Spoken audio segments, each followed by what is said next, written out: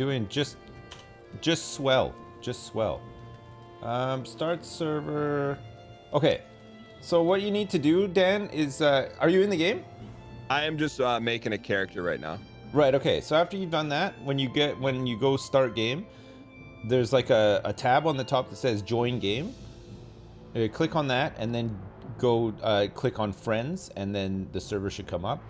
Double click on it, put in the password that I just sent you on Discord, and then boom, we're ready to go. Bada boom, bada bing. Bada boom, bada bing. Okay. Got you. So, dude, I mean, I was telling chat's like, I thought we were playing Tarkov, and I'm like, well, I popped in on your server or on your show, and you're like, hey, let's play SIP or let's play Valheim. I'm like, yeah, let's give it a go. Yeah. Why not, right? Why not? Why not? Something new, eh? Might as well. Okay. Give it a go. So join friends. Sorry, Sips, walk me through this. So I see join game. Yeah. And it's empty. Yeah. So along the top, it should say friends. Mm-hmm.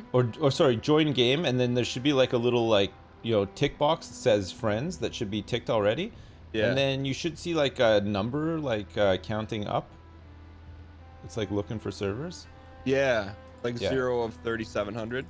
Yeah, so just leave it, and then because I think it's doing like an intro thing. I think the server you'll see it in a second.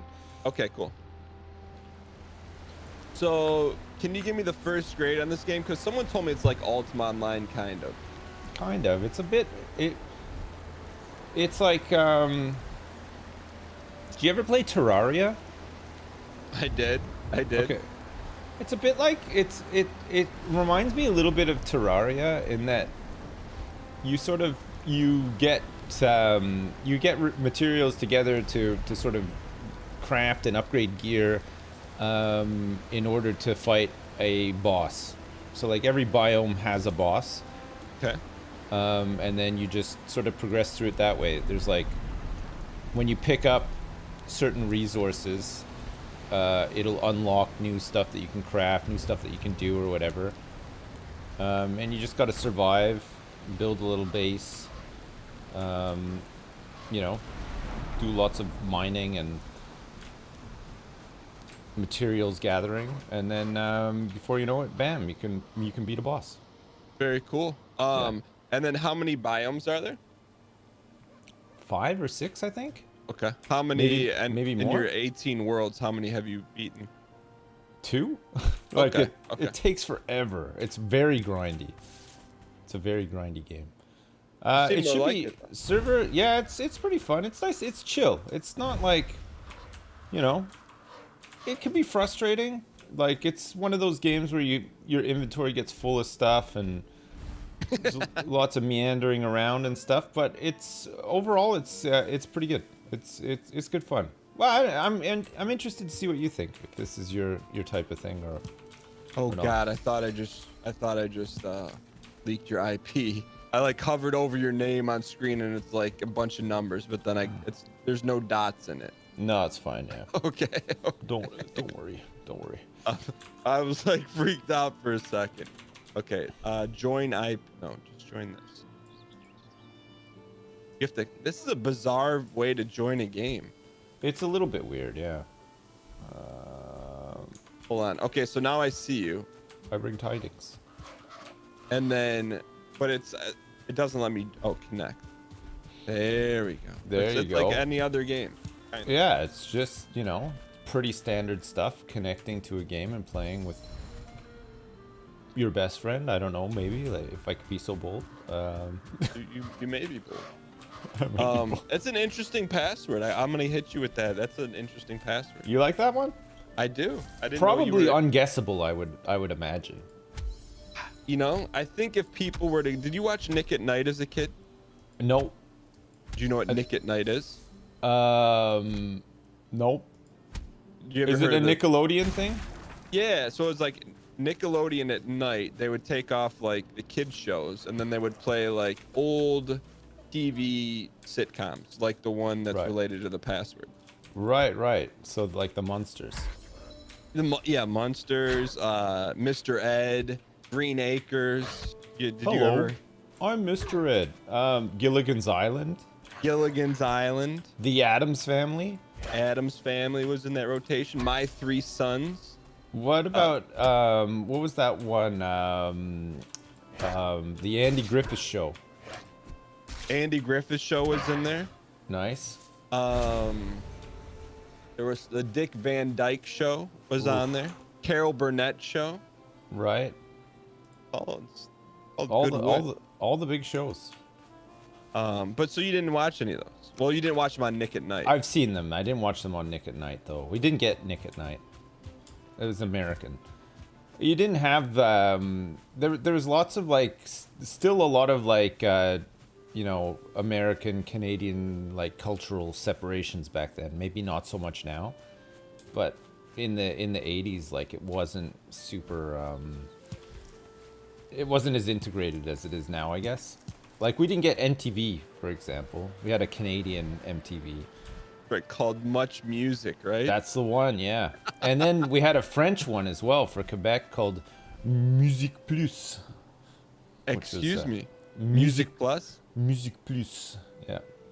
Hey, this game should not look like World of Warcraft, right? It should look significantly better. No, it's weird because it's procedurally generated. I think it's got to look like a bit. You get used to it. It's weird.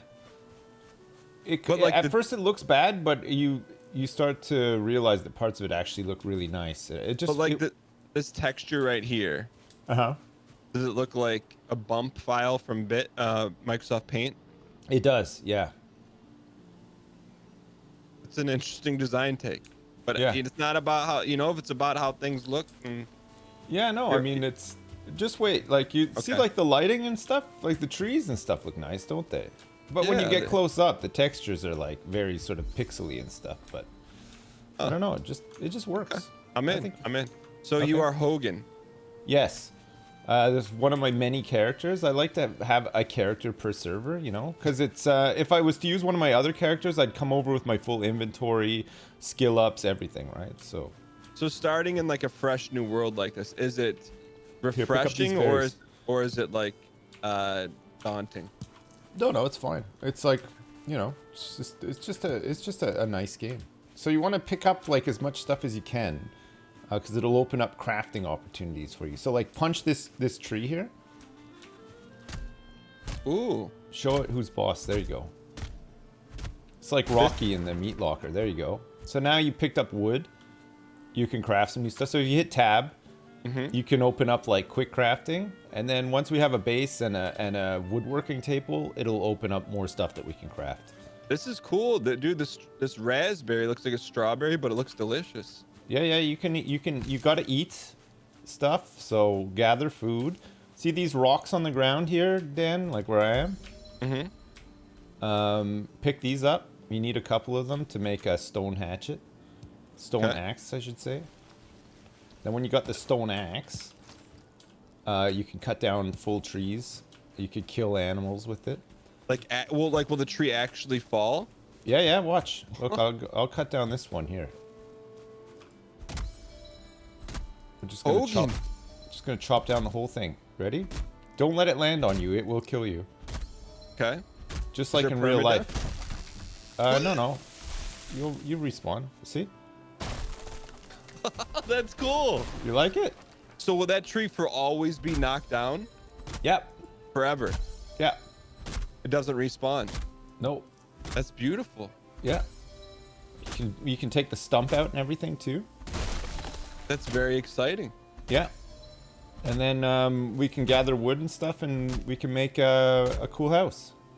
Very cool. So speaking of cool houses, Sips, I like. It's weird, man. I like, and I don't want to sound forward, but I like missed you. I feel like I know you took a couple days off, but like I did, yeah. Even when we played Tarkov, which I like playing with you, but we can't talk as much in Tarkov. No, I know. You gotta really be switched on in Tarkov, right? And you might be in the middle of like a really awesome conversation. Watch out behind you. Here, look. Okay. I got an axe. Pow. Ooh, what is that? A Murloc? It's like, yeah, kind of like the equivalent. Yeah, I'd say it's like a Murloc. Yeah, when you're playing Tarkov and you're trying to have like a chat and stuff, you always get interrupted, right? Like, I hear something. I'm dead. I'm dead. Oh, I'm like, I thought you were dead in Valheim. No. If you die in Valheim, it's fine. Like you just Okay. see this area over here that I'm running to. This is kind of like your it's like your trophy room. So these are all the bosses, and when you kill a boss, you basically hang up like a trophy of them on these hooks, and it gives you like a power up that you can use. Oh. So like this is the first boss here. He's a big deer. Do you think we'll be able to beat him today? We might be able to, yeah. Once you only really need a bow and arrows, and that's really easy to make. So Okay. Yeah, watch out. There's a boar behind you. Go get him, Dan. All right, let's get him. Go hack him. Go hack him. I'm gonna. But you can't eat him, right? You can, yeah. You can get his meat. He drops leather that you need to make different things. So No, but like you can't eat him. No, I can't eat him. No. Yeah. I mean, you can cook his meat and give it to me though, but. Well, are you? Your character's not gonna be vegan in the game. Hogan's not gonna be vegan. No. Hogan is gonna be. In fact, I think I'm not even vegan in real life. I'm vegetarian, but Oh, I'm sorry. because I'm vegetarian in real life, when I play games, because it's a fantasy, I like to just exclusively eat only meat. This game rewards you for eating 3 different types of food, but you can eat 3 different types of meat. So I'm just gonna go for it. I'm just gonna eat tons of meat. This is kind of like it's got Ultima vibes to it. It does, yeah. It reminds me a little bit of WoW in some ways too. I think it's just the perspective on your character or something, but Yeah. What is this three-eyed raven want? Do I talk to him? yeah, he's just sort of like he's like the guide, you know. He's it's not really a tutorial, but he just sort of tells you like, you know, what kind of stuff you can do, what sort of stuff you should be, you know, angling towards or whatever. I'm just gonna try to find some water down here. We don't need it like to survive or anything, but it's just better to build a base closer to water because like depending on how long we play later on in the game, there's certain things that you can only transport like by hand. So we might have to go far away to get like, you know, ore or something like that. And then if we want to bring it back to our base, it's easier to ship it back like on boats rather than walking with it, if you know what I mean. Yeah, this is really cool. I'm in. You know what I mean? I feel this game. Like I'm feeling it. Good. Okay. I do want to ask you though. So I noticed you took a couple days off. Yeah. Tell me about that. Like you just needed you needed some sauce. You had to relax. Yeah, no, I was just like, oftentimes like I'll do that, you know, like I'll just be, you know, sometimes you're just like in the mood for being switched on and other times you're not. Like, so like on Monday, it was my kid's last day of, it's like the equivalent of like spring break sort of thing. Like they have like what's called half term. So they get like a week and a bit off. And Monday was their last day off. So they were like, they wanted to do something fun because it was, you know, like their last day. So I was like, okay, cool. Yeah. Like, let's go. We'll go and find some stuff to do. So we went like to town, did some shopping, and we went to like the beach and stuff. It was like a full day. So I was just like, okay, fine. And then Tuesday rolled around and I was just like, I just need to like have a rest. Like yesterday was like, it was pretty like full on sort of thing. And I just started watching this TV series called True Detective season 3. Because the kids were back at school on Tuesday, me and my wife were just like, let's just watch like 5 episodes of this in a row, like, you know, in our pajamas. And that's how I spent all day Tuesday. It was really nice. Yeah, I mean, it was just a nice battery recharge, you know? Yeah, because I feel like, and I don't know how much is talked about, but when you do dad stuff, like it, you know, say like a normal work day drains like, I don't know, a certain percentage of your battery. Yeah. If you're like full out doing dad stuff, I mean, it's like a 2x modifier. It's a great modifier, but yeah, sure. Like, aren't you spent? Like if you're really doing like real dad stuff, don't you get spent? Yeah, for sure. Like it's you know, like you know, just playing a game all day is one thing, but like I don't know, like you feel like a bit more like you have to be sort of switched on, I guess, when you're streaming and stuff, and it's just I don't know, it's like very, very occasionally I'll just think like, I just need a day off. Like, I don't take that many days off or whatever. Yeah. I'm just gonna take a day to spend all day not speaking, and just picking my nose and my butt and all the other things that I can't really always fully get away with while I'm streaming. Is there Even anything? though, I mean, I do pick my butt and nose like quite a bit on stream. You know, it's nice to Is do there- it in private. Is there anything that indicated to you like, hey, like I need a 6 day off is of Dan an approved doing my show? Because I'm a little bit Oh, in sorry. I didn't know where I was gonna fall. Sorry. Sorry, you're fine. You're fine. Hey, look, somebody's like old abandoned shack is back here. Look at this. Ooh. Somebody used to live here. Now, who knows where they are? Quite Long Man is asking if Dan's an approved stream. Yeah, Dan has been an approved stream for some time now. I have this thing on my stream where when I log off and I say goodbye to everybody, like for the day or whatever, I say, have a good day, but make sure you don't watch any other streams because that makes you a traitor. And you can only watch streams that I've approved, and those are usually just like my friends or whatever. But we added you to the approved stream list, so. Oh, okay. Because what was happening was, I'd say to people, don't go watch other streams, and then I would have like a stream on in the background while I was playing Hearthstone or whatever, and I would see people from my chat in there chatting it up, and like they wouldn't expect it, and then I would just type in like, oh, what are you doing here, you traitor, and stuff like that, and then it just sort of became like a bit of a thing. The approved stream list. Do they normally hit you with like a sip scared emote when you catch them in a non-approved stream?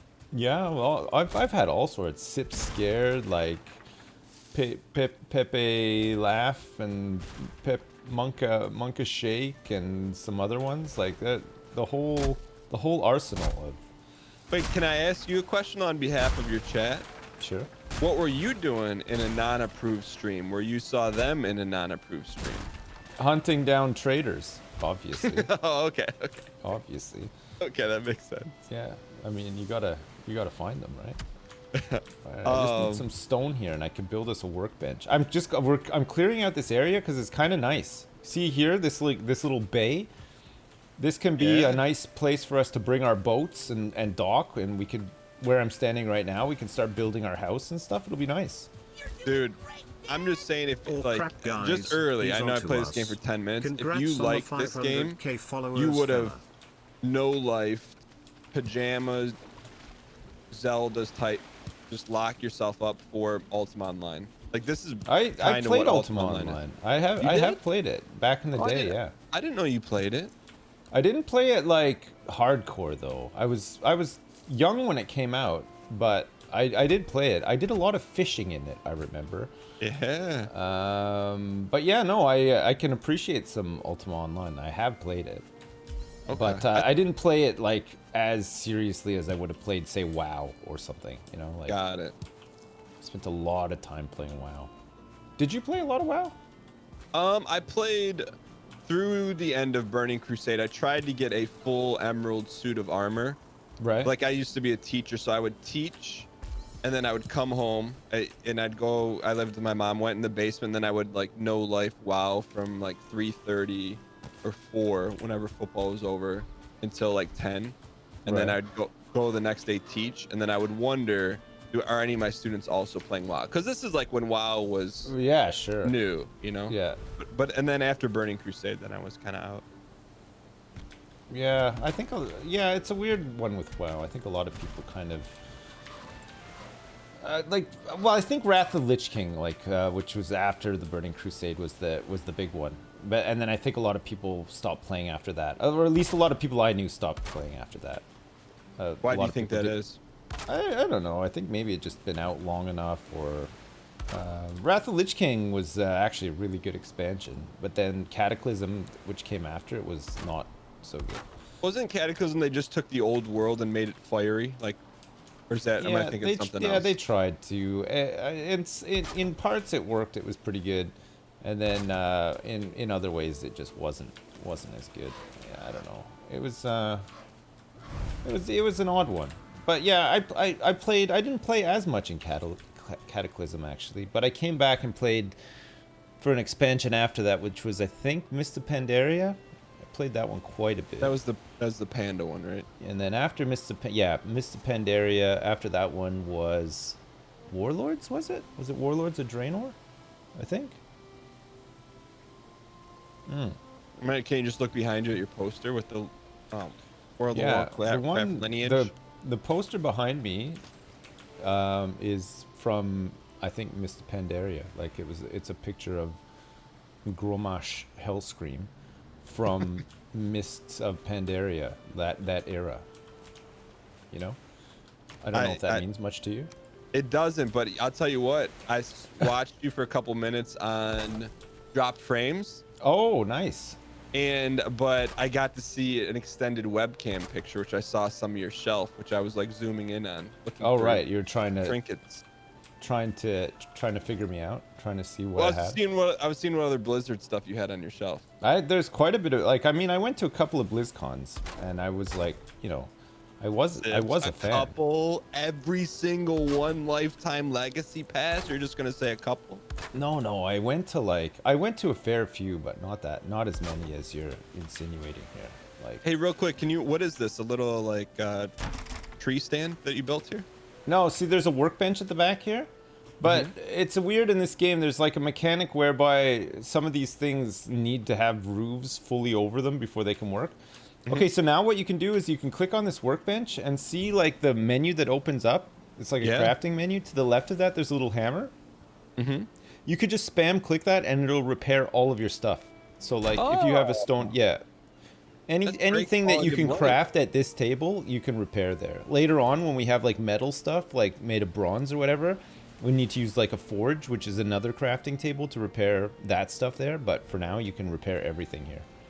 Wow, this is your kind of game too, huh? Yeah. Wait, it's getting dark. Can we start a fire or something? Yeah. We need. I need some stones. Do you have 5 stones on you? I have 2 stone. Is there like a box I can put them in, or do I just throw them on the ground? You can just drag them out of your inventory and it'll chuck them on the ground. I'll just I'll see if I can find some over here and then get a fire going. We can make beds and stuff too, so we can skip the night, just like in Minecraft. Yeah. So how was Drop Frames? What did you talk? I just watched a couple minutes. What did you guys talk about? It's like just all gaming news and stuff. Talked a bit about BlizzCon. Talked about some new games that came out, some other stuff, Nintendo Direct and whatnot. Some of it I am aware of, and some of it not so much. Like, I kind of keep up with gaming, but only really the stuff that I'm interested in, you know? Like the Blizzard stuff? Yeah, mostly just the Blizzard stuff. Because they're redoing Diablo 2, right? They are, yeah. What was your reaction to that? I mean, I'd heard that was gonna be a thing like a while ago, but they just never announced it. Oh, because you had been in the Blizzard cafeteria and overheard it? That's right, yeah. I was drinking at the time I was drinking a Arthas Stormhelm special brew from their cafeteria. And I overheard some people talking about how they were going to remaster Diablo 2. So I've been in the know for some time now, but I just couldn't spill the beans. I didn't want to let down the people at Blizzard that I knew, sort of thing. But yeah, so I mean, I wasn't like too surprised, but it looks like it might be okay. I don't know. Warcraft 3 was remastered, and it was not very good. They remastered Warcraft 3? Yeah, Warcraft 3 Reforged. Did you not hear about this? I didn't know about that, no. All right. It was last year, I think, it came out. People were pretty hyped for it. Pretty excited. And it came out, and the graphics were not very good, and there was issues with it and stuff. And it turned out in the end that they basically just got like some other company to do it. They just were like, yeah, here, can you just remaster our old game? They didn't do a very good job of it, and everybody was really disappointed. So now with Diablo 2, you can't help but think, you know, have they learned their lesson? Are they just going to do that again, or what? Like, they're saying that they're not going to do it again, but who knows, you know? So So were you hyped to play Warcraft 3? And then no, you I played wasn't. I wasn't really. Oh. I played it when it came out. I liked it. Like, you know, I played all the Warcrafts like back in the day when they came out, sort of thing. Like, it Yeah. was just used to play into that. PC gaming like quite young, sort of thing. So like I knew when stuff was coming out, like StarCraft, whatever. But yeah, no, I wasn't really I liked it. I wasn't like massively nostalgic for it though, and I didn't really feel overly like I wanted to just pay to play Warcraft 3 again, sort of thing. Mm-hmm. But I think a lot of people thought that it was going to be a good sort of platform for like custom games and stuff too, because like Dota was sort of born from Warcraft 3 and whatnot. But controversially as well, they had this system whereby they owned all the rights to anything that was going to appear on. I guess this was just to avoid like the court cases they had with Valve over Dota and stuff. But none of that sat well with people, so nobody bothered making any custom games for it. I don't think anybody plays it. I think it's just whatever. It's just like kind of dead. Didn't work out. Yeah, it's I just, remember playing Warcraft 1, maybe Warcraft 1 or 2 over dial-up. Yeah, Did you ever I do did the that? same. Yeah, I did. Yeah. Me It and just my hits a friend little used to play it like direct connect against each other, and Yeah. occasionally we used this service called Microsoft Gaming Zone, which was like a web service where you could do matchmaking for games, because BattleNet didn't exist back then. No, StarCraft and was the first one that used it, right? That's right, Right, yeah. yeah. And then Diablo 2 after that used it as well. But yeah, you couldn't use you couldn't matchmake in Warcraft 2 by default. Like the Warcraft 2 BattleNet edition came out years later, but back then like you just had to do direct connect. We used to play it all the time. We used to just build these stupid bases and like build tons of boats and stuff. Like we didn't really know what we were doing, but it was fun. Man, I can't find rocks anywhere. I want to get this campfire going, but I dropped 2 near the... oh, here's one. I have enough now. Okay, here, let's Okay. go. Where did I set up that crafting bench? Oh, it's right there. I see. We've already cleared out a lot of this too. It's good. I do like... Man, this is like a great little peninsula for a Yeah, home. yeah, it's perfect. Okay, are you ready for some hot campfire action? Yeah. There you go. Ooh. There you go. Now You I'm wanna gonna cook- guess. you wanna yeah, cook I can cook. You want to cook some of those meats? There you go. Look, shove them on there. Okay, I shoved it. Wait till you hear the sizzle. You gotta take them off or they'll burn. Okay. This is cool. Yeah. So It's nice, have people figured this game out all the way? Like No Life did and got all the bosses? This hasn't been out that long. I'm sure people have, yeah. Yeah. It hasn't been out that long. It's sold 4 million copies already, though. That's awesome. Good for them. Five-man dev team that made it, and they've made like over 60 million bucks. Not bad, eh? What do you think they're doing right now? Man, if it was me, I would be drinking pina coladas in like, you know, somewhere sunny and having a break for sure. I don't know. I think they're pretty dedicated to like getting more people in and expanding the game. Even though for early access, it's there's a lot of game. Like it, you know, it's well worth the money. Like for early access, you know, it's not buggy, not overly buggy. There's like quite a bit of content and stuff. It's pretty good. To me, this would be cool if they can expand it to like 100+ players on a server. That could get really interesting. I don't know what the max is. I think it's 10. 10. I think. Cool. Somebody in chat just said the bosses are too easy. I don't know. Did they I've resort only to done 2 of using the them. wiki to beat it? Well, yeah, I mean, I've only done 2 of them, and one of them we cheesed as well. So there's like there's a method for cheesing them, which was fine. All right, so I want to provide some value to our camp. So you said we could make beds. Do I need to find like the... Yeah, you just gotta chop down some wood. Beds only work. So it's kind of weird. Beds need to be close to a campfire. They don't need to be right next to it, but they have to be within the radius of a campfire to work. Plus, they have to be sheltered as well. So you need to build kind of like what I built there. You'll need to build something similar to that and then put the beds in. But yeah, once you sleep in a bed, it sets that as your spawn point. So if you do die, Okay. you'll just spawn back naked at your bed. Got it. That's cool. So you had a good time on Drop Frames. Anything else like super noteworthy that you're like, oh, this was a good game to talk about? There was this one game that looked fun called Nuts, which I bought like during Drop Frames just because it looks funny. It's like you gotta like set up like cameras and stuff to monitor squirrels. Okay. But it's kind of like a puzzle game, but it just looks really interesting. It looks fun. And it was on sale, so I was like, I'll pick that up and try it out. It's like up my street sort of thing. Did you give it a go on stream? No, not yet. I haven't tried it yet. I just picked it up because I knew I'd forget about it if I didn't, so I thought, oh, I'll just grab it, and then at least I'll hopefully remember buying it, and then get around to playing it at some point. Do you ever buy a game thinking that you're going to play it, and then you never get around to playing it? Star Wars Squadrons was the last one. Nice. I didn't even buy that. I meant to play it, but That's one of those games like you buy and you're like, yeah, I want to play this one day, and like you genuinely want to play it, and then you just don't. Yeah. You know. It looks fun. It's meant to be not bad, actually. But yeah, no, I never grabbed it. I bought Cyberpunk. I still haven't played it. Is that like, do you ever play long form games like that on your stream, like to completion? Sometimes, yeah, it depends. Like I played GTA 5. I did a really long playthrough of the single player like story mode, and Red Dead 2 I did as well. Skyrim I've played. Fallout 4. Yeah, so yeah, fair few, yeah. Like long, I could see you long running being games, yeah.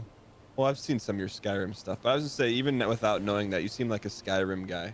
Yeah, Skyrim was good fun. I when I did I played Skyrim early on YouTube. I had like a long series that I never finished, and then when I started streaming full time, I picked it up again, but I got some mods for it. I got this mod called Blackthorn, and it's amazing. It was so good. There's like this in between, like, you know, like the is it Riven, or the, you know, like where the Thieves Guild is underneath it. Did you play Skyrim? I played Skyrim for 5 hours, and 4 of it was in the character creation. Right. Okay, so on the map, there's basically this area that's kind of like there's nothing there. It's in between some like bigger towns or whatever, but it's just fields and nothing. So this guy created this mod called Blackthorn, which is basically like adds a new town in between in this field, but it's desolate. There's nothing. It's just like it's been burnt down. It was like pillaged or whatever, but you have to rebuild it. So you have to go out and get money and collect resources and stuff, and then rebuild this town building by building. And there's like a blacksmith, there's like a hunter, there's a tax office, there's like all this stuff, and it takes you forever to build it back up. But as stuff gets built back up, you get all sorts of like passive income from it. You collect taxes from the people that live there and stuff. And in the end, you just become like this sort of like mayor of this town. But there's like the house that you build is like it's like a mansion that you build for yourself. It's all like generated or whatever. You just sort of upgrade it as you go, but you can have like all these armor racks in the basement. There's like trophy rooms and stuff. So in the end, I pretty much 100%ed the game because I had all of this like momentum behind me to do it, because I wanted to fill up my trophy room and I wanted to get all the armor sets and stuff. Oh man, it was so much fun. I loved it. It sounds like the mod was better than the actual I game. played not it the every game was day, bad. all day for like 2 months straight. It was nuts. That's all I streamed, but it was glorious. I loved it. Could you modify how much you tax people, or was it preset? No, it's preset, but it was like super OP. Like the amount of money that you got from it was just like insane. When you rolled into town, like towards the end or whatever, all the NPCs just kind of like bend the knee to you because you were the man. Kinda, yeah.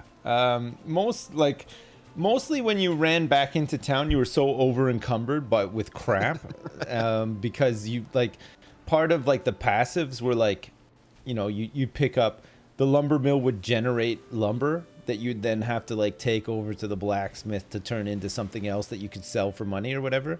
So you just ended up spending a lot of time running between houses, limping there because you had so much crap on you.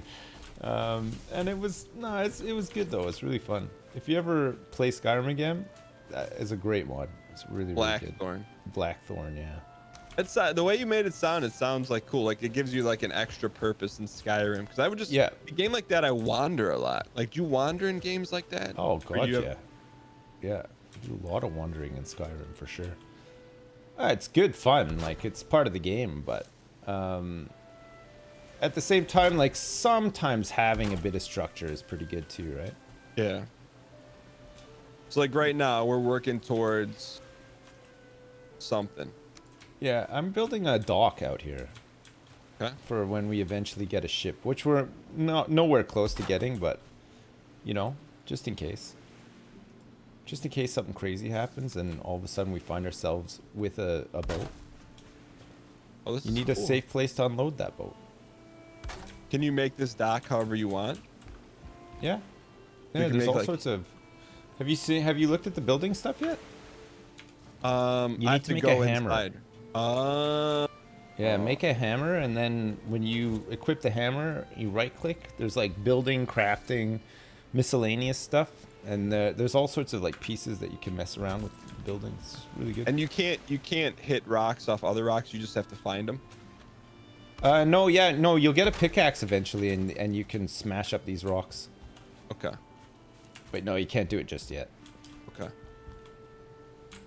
And then suddenly a big dock and a big boat. Yeah, that's exactly it, Chad.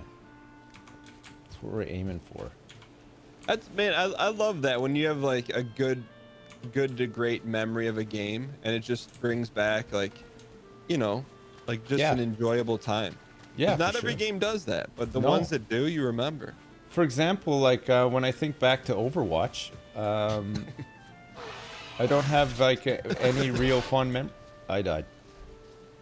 I got How'd you attacked by die? some boars killed me. Do boars, They really killed. They really do- killed me. do you have to like upset them for them to attack you, or will they just attack you normally? Yeah, no, like if you sort of like get in their way, they'll attack you. One of them was like a 1-star boar, which is kind of like imagine like a room full of generals and then General Patton comes in, you know, like the best general maybe.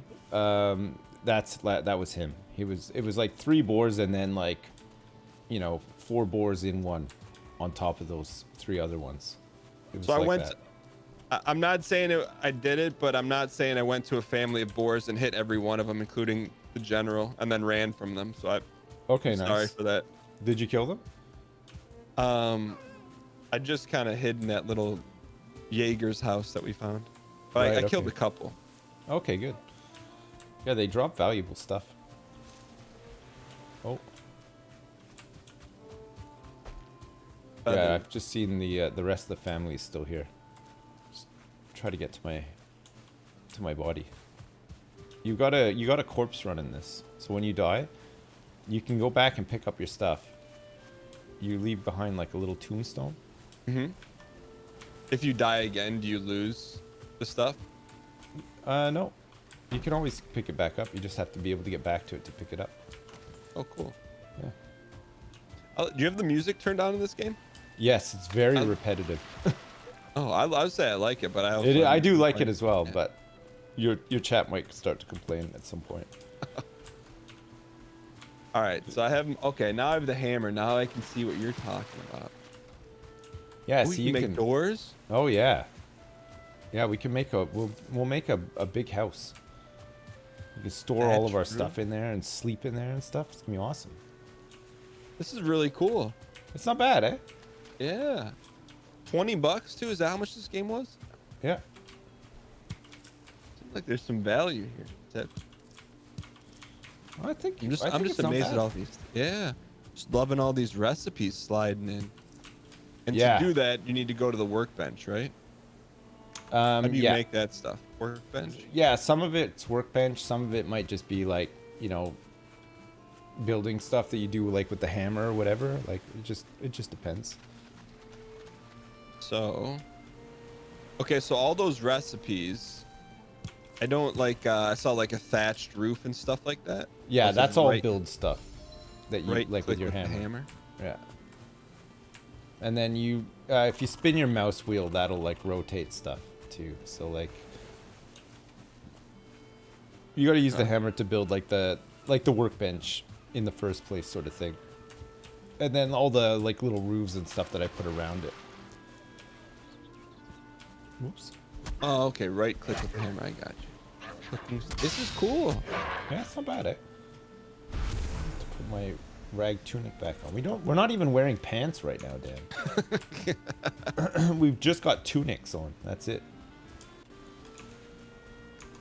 You know what this music sounds like, and I don't know if your kids ever watched it.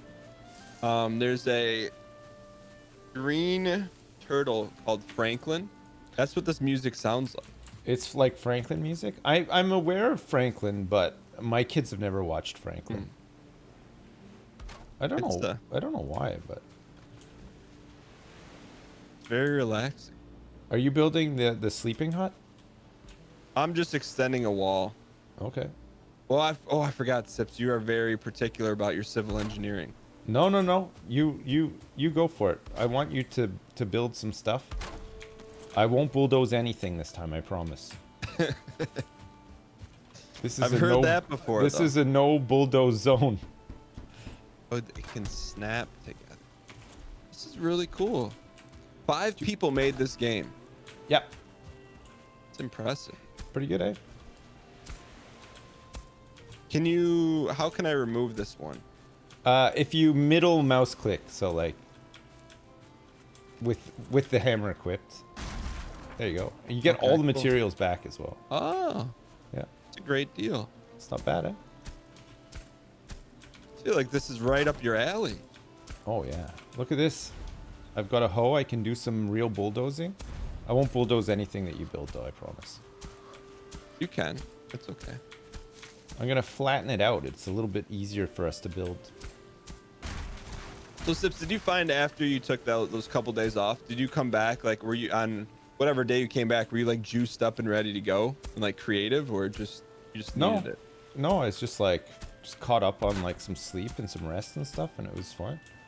Some dad stuff? Yeah. It was good. I don't know what the point of this channel is, but I could see you like burn hours in this game and don't even realize it. Mm-hmm. Yeah, very much so. It is like that. I'll level this out here if you want to build like a bunkhouse or something over here. Just remember though, you got to have a fire close to the beds. It doesn't need to be inside though. It can be outside if you want, but like what I normally do, like in the one that in the playthrough I was doing, the solo one, I have this big house, but I had a fire pit in the middle with like a chimney. Cause see the smoke coming out of the fire? Yeah. It can, if it's inside and there's no ventilation, it'll suffocate you. It's amazing. It's like it's a mechanic. So you have to build kind of like a fireplace and funnel the smoke out of your house.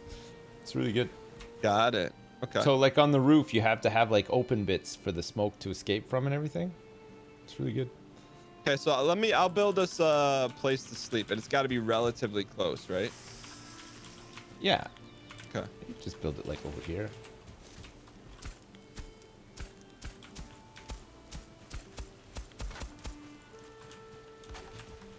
Perfect. If I'm building something you don't like, just tell me, Sips. No. These see these walls though? I think this is the inside bit. So you might have to like rotate them. That's the inside bit? Yeah, I think so. I mean, I might be wrong actually, but does it matter? Can we aesthetically? I don't think it actually matters. Like it doesn't make it like I don't think if somebody attacks you, like it's not like rust or anything, right? Is it mildly like Dan is so nervous about doing the building wrong. I am like such a bully. I am. You're like, hey, you're not putting the fence in proper. I'm like, oh, I'm sorry. You know what, Sips? Can you build better, please? God. I'm just joking. No, this is like good. it. It's like the aesthetic, you know? Yeah, that's it. All right, so this is gonna be our bed quarters, Sips. Okay, gotcha. So you have how many of these playthroughs going on? This is my 4th, I think, now. Okay. My solo one, I'm probably the furthest along with. Like the one with Ryan and Malf, we've only played twice. Like we've made some good progress, sort of thing. I've been playing with my other friends, these guys called Hat Films. I don't know if you've ever heard of them. And we're a little bit further. Actually, we're probably furthest along in that one now. But they have one of their girlfriends is like behind the scenes, like gathering tons of materials and stuff for us to like take some of the tedium out of it. That's pretty funny. And yeah, and then my solo one I've just been playing for the past couple of days, which has been nice. It's nice and chill. Oh. There you go. Tell me, Sips. I want your honest opinion. It's like a capsule hotel. It's like we're in like in like feudal Japan right now. This is where like capsule sleeping started. But it's just a start. I'll work. I mean, look. The beds won't work. Look, it says bed needs a roof. I don't know if these floorboards. It doesn't count as roof? No, it does. They don't seem to. You might have to get some thatch in there. Oh, what is this? That's Hulk Hogan. Yeah. There you go. Okay. All right. I will. I'll fix this. Sips, you gotta trust me to fix it. Okay. No, I trust you. I know you're gonna. I know you're gonna make it right. I know you got this. All right. What else do we need to do? Some better tools and stuff. I got some flint. I can probably make a flint axe. So, once we have these beds, right? Yeah. Then what should we work on? After the beds, we can make some storage chests because we're gonna end up with a lot of stuff in our inventory that we'll want to get rid of. We can start knocking down this old house. Actually, I'll start doing that now. Okay. This doesn't need to be here. My favorite job, bulldozing. I'm learning a lot about degrees here. I'm getting like 26 degrees. Yeah. Like all this thatch stuff, you know? Yeah. Thatch roof. Corner. I feel like I'm missing something. Is there something have to be underneath a roof to You can do like beams if you want. You could do like a post. But no, the roofs should just go on here. Like you just like rotate like them this. around. No, you like on the side. Look, see? You get these bits here. You could just do these. Okay. That's hilarious. Thanks for the wood. Yeah, no problem. I'm gonna make this fit for a king. All right. Okay. Right. Okay. Do you know any kings that would like to stay at a place such as this? Well, kings that don't know they're kings yet. They're the ones that are like slumming it and cheating on their wives, right? Like they would come to a place like this. No, I think this where is more nobody like knows we're their name. squires right now. We're squires, then we have to become knights, Right. and then we have to become kings. Full kings, right? Well, actually, right now we're pages. I actually just read a book on knights to my son, and they start as pages. You start as a page first. You started as a page Yeah. boy. And then you become a squire, right? And then you become a squire, and then And then you squire for a knight who then can train you to yourself become a knight. exactly. And then you become a lord of the realm. There you go. And then you get could it. become unking. Well, there's beam, dude. If you were like, imagine if you were into construction or engineering, this would be your game. I mean, I am in construction and engineering. You are, huh? In my dreams, yeah. Yes. Do you think if you didn't go programming, what would have been your backup profession? If you Oh, could- construction engineering for sure. for, No, like, I'm just what- joking. I'd probably No? just like no. I'd probably just work at like a grocery store or something. doing what? I don't know, like stocking the shelves. packing people's bags, you know, helping them out to their cars or whatever. You know, the fun stuff. Yeah. Do you ever work at a grocery store? I worked. What? Well, come on, this is good. How is this happening? What? Why are you using like the peak bits? Cause that's a roof. I guess. I mean, Let's see if they work. I can't. Why did you leak Susan is my girlfriend? That is too That was exposed. We private, can you fix bastard that. slash. We can fix this. Hold on, I got. does this work? Oh, it works. I'm going to bed. Underscore? Oh, hold on one sec. Hold on, give me one sec.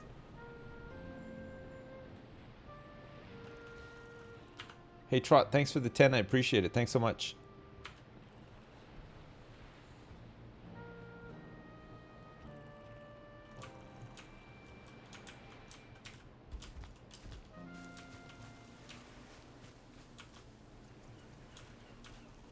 Hey, Steps, you there? Yeah, I'm here. Yeah. Did I you know donut it wall seems me? like. No. I know it seems like I have tech problems. What bit rate do you stream at?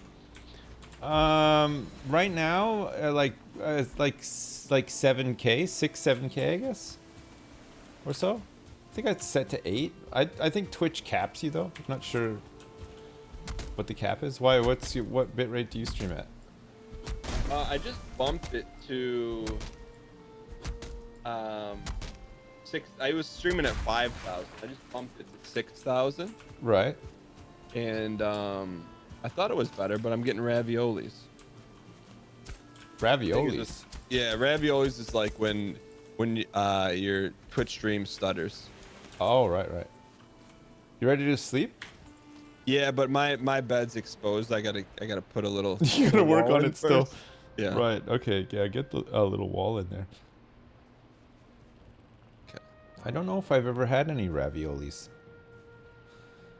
I think I actually, speaking of Skyrim, I think that's one game where the bitrate was not great, but I think it was more to do with Skyrim and less to do with anything else. Let me see if this works. That is too exposed. What do you think that means? It means that you need to. I think you need some wall on the side. Okay. You gotta like close it off a bit. You know, you can. They have, like, I'm mini not tabs? criticizing the build. I think it's good. I think you've done a really good job, but But you could make the roof higher. You know, like some more headroom. but we're just pages right now. We haven't. Oh just right, built I that. see. Okay, so the digs will upgrade. I see you going to bed. That's nice. There we go.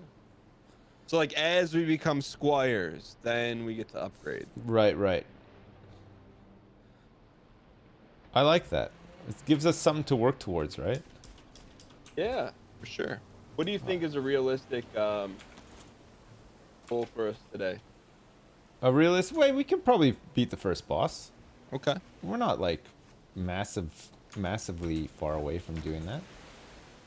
Look, I'm gonna put a chest here. Okay. I'm gonna put a chest right here. Inside this chest, put all of your like leather scraps. Okay. Okay.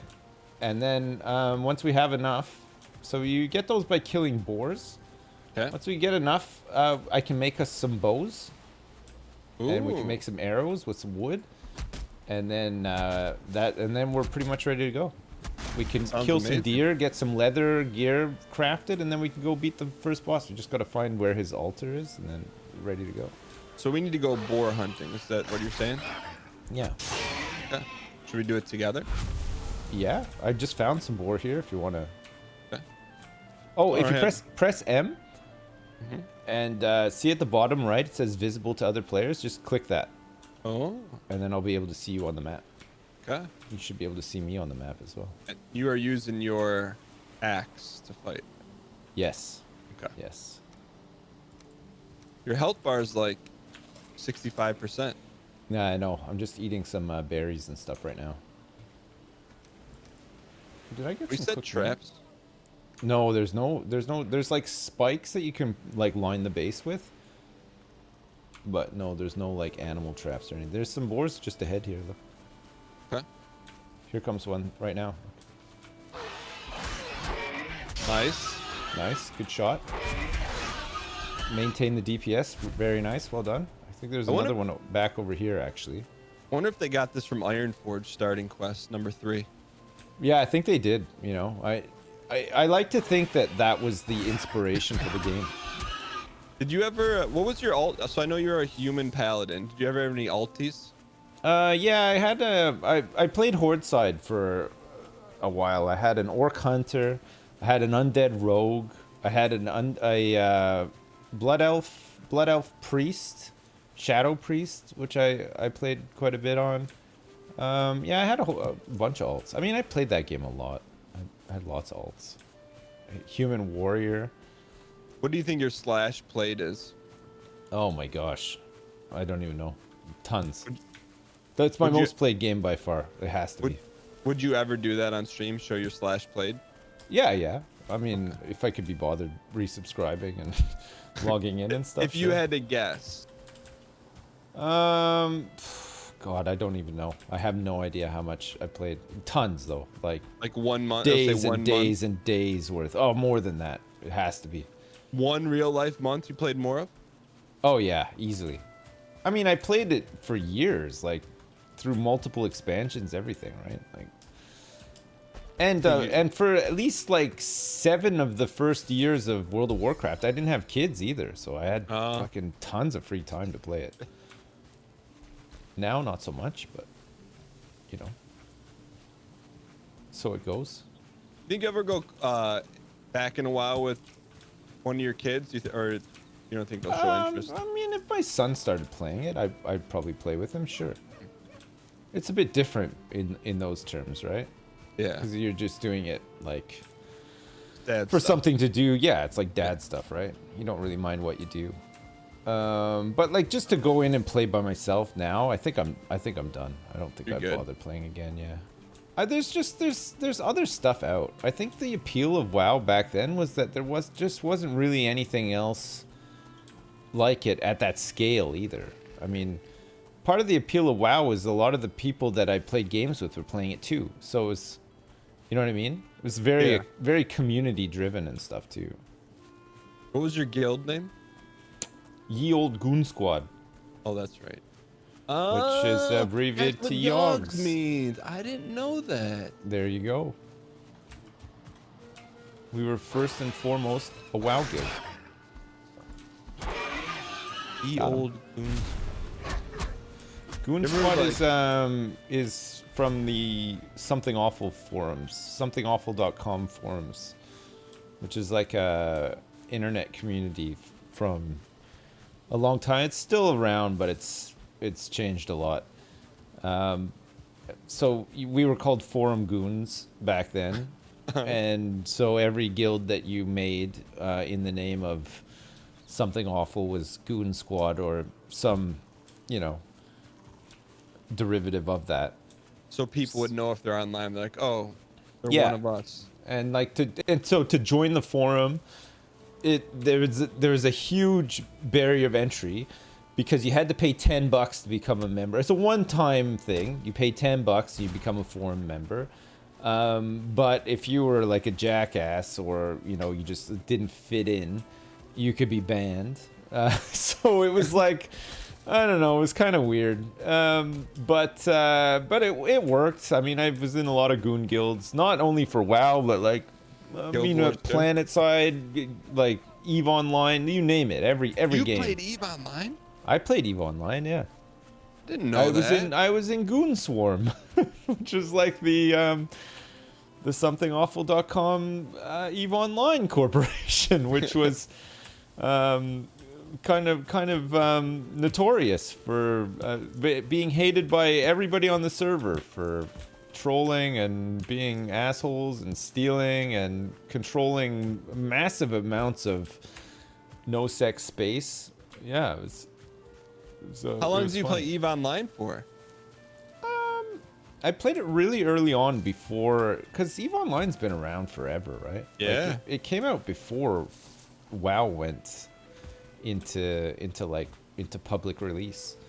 So I remember playing that in PlanetSide before WoW came out, I think. Maybe I'm getting confused with the timelines here, but I played it off and on for a couple of years. Like, I was never, like, super hardcore into it, but I like the idea of it. You know, space and the Final Frontier and all that kind of stuff. Did you ever get in any of those massive, like, Excel battles where there's, like, 100 ships on the screen?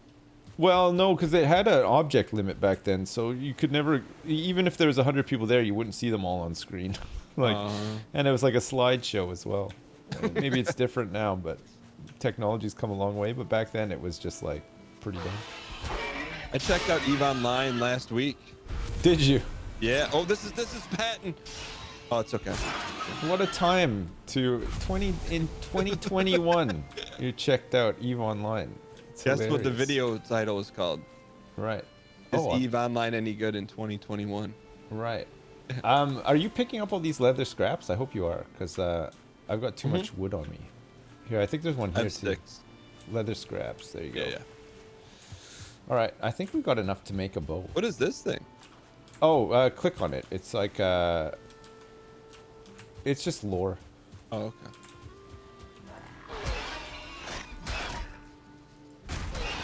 So you played EVE Online. Yeah. What PlanetSide? You never played Guild Wars? What were some of the other ones you played? I played Guild Wars. I played a little bit of Guild Wars. I played a bit of Guild Wars 2 as well. I couldn't really get into it. I played Lord of the Rings Online. I like How was that. that? I never Ultima played that. Online. I played a little bit. Oh, Lord of the Rings Online wasn't too bad. I Did you played it goon with some squad friends. Ultima? Did I what? Did you Goon Squad Ultima? No. Okay, wasn't Ultima, when Ultima came out, I was young. It was like 95 or something. Man, It's actually August '96 was the alpha. Ultima and they- Online was so ahead of its time, though. Holy crap, it was unbelievable. But yeah, I didn't really know what I was doing. I had dial-up modem, like, you know, I was like, I liked the idea of like this, you know, online persistent world or whatever, but I was too... Were you in the beta or did you buy it from a retail store? I bought it retail. I got it for Christmas one year, actually. Here, make sure you get all this scrap, because I'm overloaded with wood. Did you ask much for it wood. or was it a surprise gift? No, I asked for it. Like, I knew I wanted to play it, sort of thing. How did you find out about Ultima Online though? I used to just get like PC Gamer kind of magazines, like Computer Gaming World or whatever. Back in the day, I used to get, even before I had a PC, I used to read them because I wanted to see like when, for like PC gaming for me when I was a kid.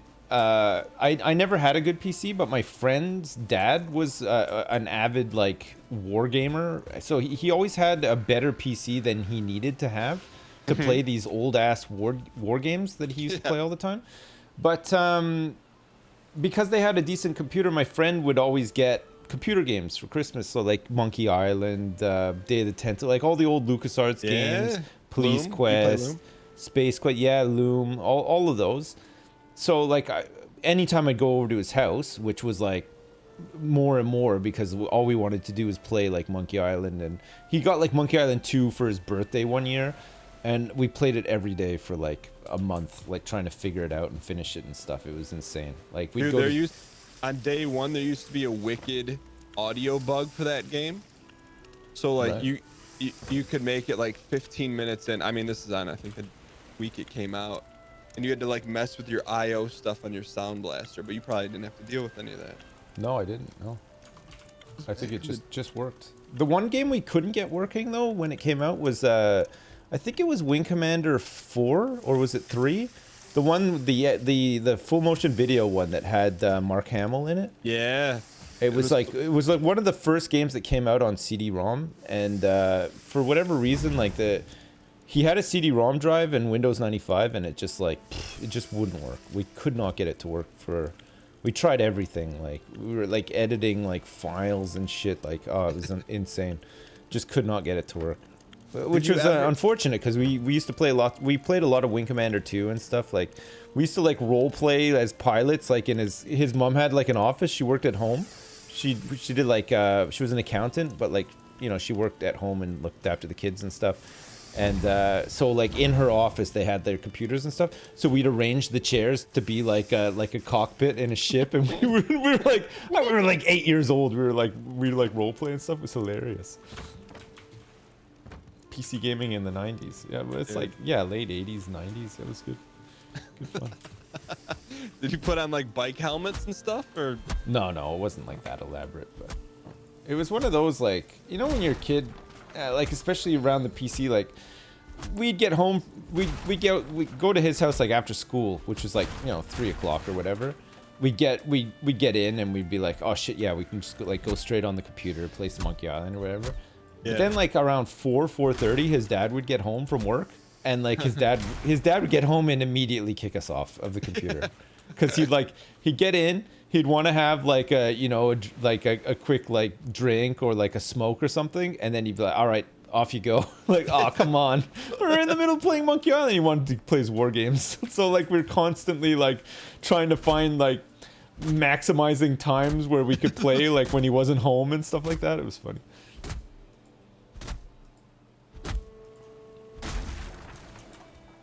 Dude, I mean, I don't know. I always think about like nostalgia like that, and I just feel lucky that I have some of those memories, you know. Oh yeah. One time I was playing, so my dad was like one of those guys that had, you know, he was into computers before. You know, he's like probably like your dad's friend, except we played a lot of like adventure games together.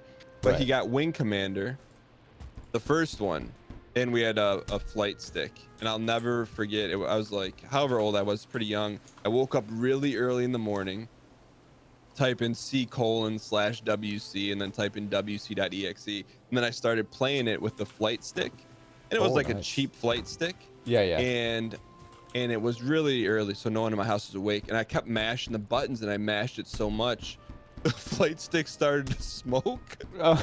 So I didn't know what to do. Like, I couldn't wake my dad up and be like, hey, like I broke your joystick, and I didn't know what to do. I didn't know if it was like a feature of the game or something, but the joystick had shorted out. So instead of like, you know, getting help, I just hit the power button. Nice. Like you know how the PC, you just turned it off back in the day? And then my dad went to play later that evening, and it was like corrupted. He's like, did you do something to the Wing Commander? I'm like, I just turned it off. So I learned at an early age, you don't just turn the computer off. Did you ever play X-Wing or TIE Fighter when they came out? X-Wing and TIE was Fighter, really good, yeah. Those are great. And PC gaming was good even back then. It was so good. I remember X-Wing had a mission editor. You could make your own missions. Like, it came bundled with a mission editor, and it was really fun. We used to have all these stories and stuff. We'd make up our own missions and like fly them and oh man, it was so good. TIE Fighter was really fun too, actually. Yeah. You got a bow now, Dan. Oh, thank you. I made you some arrows. There's some more arrows in this chest here. Hey, so how did my bow get on my body? I threw it on the ground and you were standing right there, and it just picked it up like Minecraft style. So now we can kill boars even easier than before, and we want to kill deer as well. We need to kill deer to collect their heads, which are like trophies to summon the first boss, but also they drop deer hides that we can use to make some pants, a helmet. How did you find that you needed deer heads to summon the first boss? Is there some lore, or did you wiki? No, I have like 20 wikis open right now, so. Okay. Yeah, I've got 2 wikis open on my phone, just for like quick reference, and then I have like 8 more wikis open on my 4th monitor on my computer. Oh, I see. Nice shot. Thanks. There. So now we have even more stuff that we can use to build crap with. I think we probably talked about this, but I want to ask again. Do you think that the world is ready for a new MMO, or you think MMOs are dead for a while? I'm ready for a new MMO. I just hope that they make Star Wars Galaxies again, but make it like it originally was before Jump to Lightspeed. That's all I would happily play a game that was set in the Star Wars universe that didn't feel the need to crowbar in a bunch of like story that I didn't care about or cutscenes or whatever. Just an open world that has player housing and that I can travel to other player houses and see what stuff they're doing with a massive crafting system, a player economy, all that kind of stuff. I would play the crap out of that. I'm glad you say that, because like I would know life in MMO if I had people to play it with, and it was like you talk. It was like a real MMO, Yeah. not a theme park. What's your thoughts on full loot, like PvP? I don't care too much for PvP. I wouldn't like seek it out. Like, I'd like to have the option to not. Having said that, though, I would love it if instead of engaging in PvP myself, I could sort of facilitate people's PvP through a player economy. You know what I mean?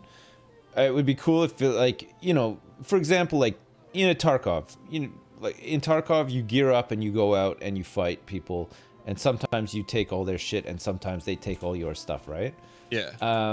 I would love it if there was like a crafting system, not similar to Tarkov's, but like say something like in Star Wars Galaxy, where I could craft a whole bunch of stuff and sell it to people who are doing that. And that's how Star Wars Galaxies worked, right? Like you were constantly making clothing, food for buffs, whatever, for people who were off doing this stuff. I didn't want to do it. I just wanted to, like, you know, craft stuff and make money and whatever. That was like what I was interested in doing. And I loved that the game just so fully facilitated that, you know? Yeah, like I don't think I've ever played an MMO like it in that there was sense. a need for your role in the game. Like the fighters didn't have time to make your buffs or didn't have the desire to. Yeah. So you became the buff master. That's exactly it. Because it's like, you know, like these guys were off trying to become Jedis. And, you know, they didn't want to just sit in their houses crafting stuff. You know, there was other stuff they had to do to do more of the stuff they wanted to do. They had to raid the, like, Corellian Corvette. They had to fight Rancors, like, in the desert and stuff like that. And for them to do all that stuff, they needed people like me to craft stuff for them and whatnot, right? And and I love that. I love that there was like this huge community sort of like integration of all of these different roles and stuff. It was just really cool. I liked it a lot. And then after WoW came out, they did that expansion, the Jump to Lightspeed expansion, which introduced like ships and stuff. But they also introduced this quest system. So all of a sudden there was like all these exclamation marks above everybody's head. They gave you quests and stuff, and it just wasn't the same game anymore. You know, like they strayed so far from what it originally was. It was a real shame. But yeah, so, if they came out with something more like that, like really detailed, like, you know, lots of different things you could craft, really intricate player economy and stuff like that, I would play it like for sure. What was your specific role when you played Galaxies? What did you make? I became a Grandmaster Tailor, and I used to make bio clothes. So like I would craft like tunics and stuff, but then I would enchant them with like buffs, and I would just sell them for like tons of money. I had this whole setup. My house was like a production line basically. Outside of my house, I had vendors that were up and running 24/7, fully stocked. So even if I was offline, they were making sales. And I had droids programmed running around at spaceports spamming advertising for my shops as well. Coordinates, everything. So when I was done, I'd log on, I'd do some crafting, I'd watch some TV or whatever, have some fun, log off. Next day, I'd log in. I was like a millionaire every day. Like, it was awesome. How would you get the materials to do the crafting? Some of them most of them I just bought in the end. Like I had the skills to make more money, like rather than spending time going out to get the materials. So I just buy them in bulk off like contacts that I'd made throughout my time playing it, which was awesome too. I love that. You get a wholesale deal. Yeah. Every week I'd get in touch with like this guy, this Mon Calamari guy, be like, I need more trim. And he'd be like, okay, come by, I've got like tons. How much do you need? Like, oh, I need like, 20 boxes. Yeah, no problem. Like, just come here and it's the usual price. Okay, cool. I had like spreadsheets and everything was awesome. It was so much fun. that guy was caravanning that stuff to you, Yeah. could he have gotten struck and down and then dropped I it don't all, know. or was In Galaxies, I don't think the PvP was like that. I think it was. I don't think you were able to like kill people and like loot them fully, sort of thing. In Eve Online, you can do that. Eve Online has like couriers, like that have their own websites and everything set up. So you go to the website and you say, I want to transport this amount of stuff from this place to this place. It figures out how many jumps there are, how many jumps are through like zero security sectors and stuff. So like how risky it is. And then it makes you a fee that you then have to like mail to somebody in the game. And then they accept your contract. And then they're like, they just keep you updated as they're transporting it. And sometimes they get killed and lose all of your shit. And then you just get some of your money back. It's amazing. It's such an awesome game in that sense. Sounds annoying. No, it's awesome. It's really good. Because when you're out in NoSec, there's nothing out there. But you can make your own star bases and stuff.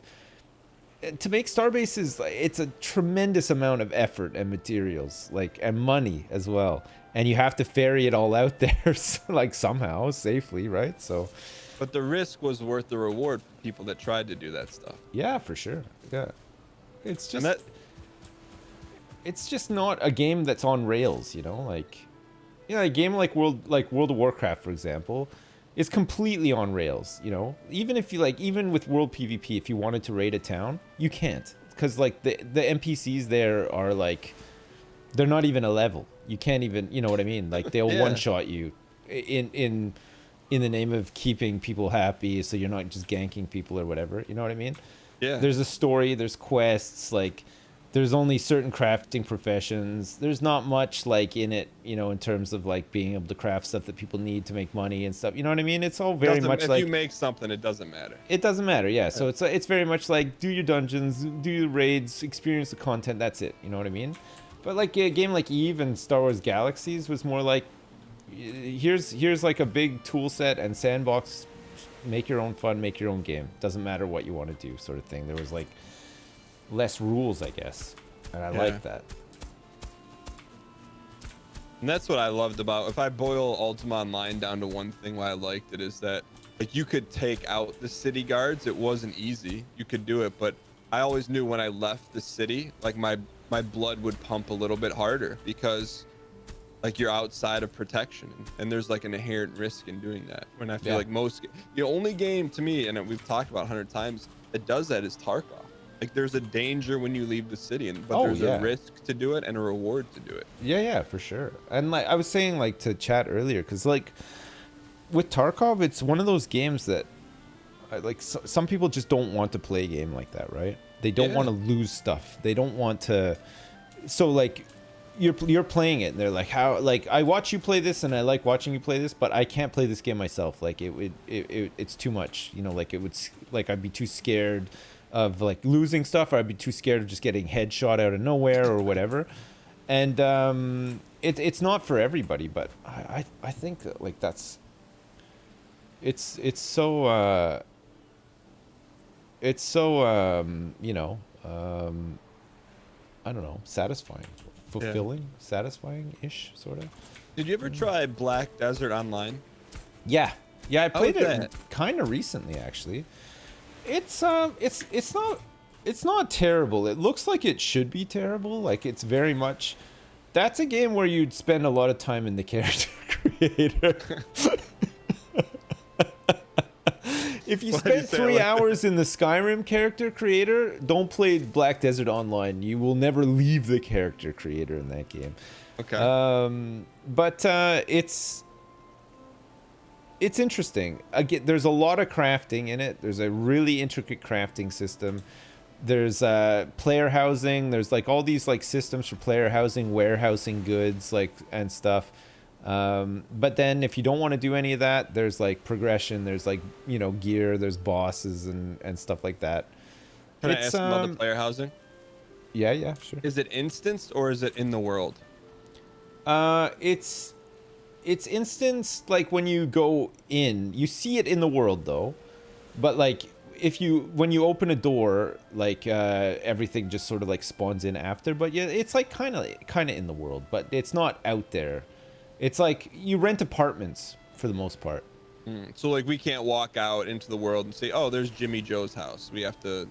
Yeah, well, it'd be Jimmy Joe's house, but it might also be like a million other people's place as well at the same time. They're like stacked on top of each other, if you like, you know. Yeah. It's like, yeah. So like, if you wanted to see like world. my house, I'd have to like invite you to it, and then, you know, it would load for you, sort of thing. So it's instance, I guess. Sips, there's gotta be a game that's in development that's player housing, that's non-instance economy. There has to be. I mean, development. There has to be. I mean, this is a big world with player housing. Yeah, I but mean, this is not a MMO. It's me and you talking dad stuff. You know what I mean? yeah, I know.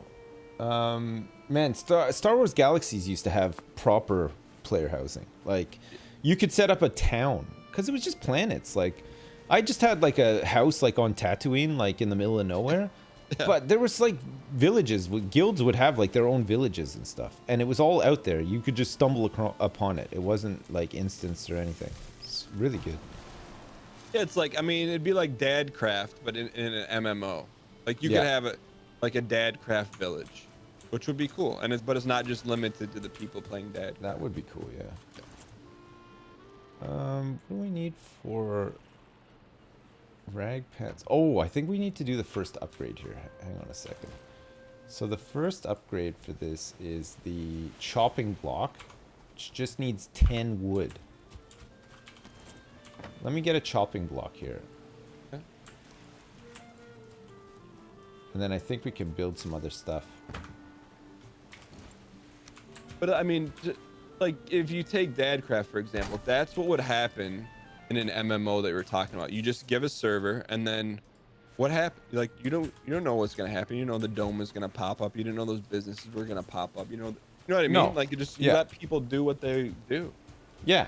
I mean, Dadcraft's been really fun because it's a lot of people are just doing different stuff on it too, right? Like Scodge's stuff is all different to Jay's stuff, which is all, but they have a good sense for where other people are going with their stuff too. It's like, you know, like around the Dad Dome, we've got like the town. When was the last time you logged in actually? Because it's changed a lot. Yeah, I'd probably say Like a week or 2 7-8 ago? days. Yeah, at least a week. It's changed a lot. There's a lot of new stuff. Like Scotch made a museum. Jay made a courthouse. There's a ton of new stuff. It's really good. There's some new people have joined and built some new stuff. Like, it's really good. Malf's working on the casino still. Oh, nice. It's like, I know you and Ryan and him started working on it, and then you and Ryan just like stopped playing, and now it's just Malf working on it by himself, crying all day, every day. We're providing him blueprints and tears and game just theory. flowing into the roulette table that he's made out of redstone and stuff. It's like really elaborate. No, I can't think of any MMOs that have like proper player housing. Like EVE Online is a bit more open, but it's in space. Ultima Online, I don't even know if it's still a thing. It is, but they ruined it. It's not like they took all the good stuff away. Oh, that sucks.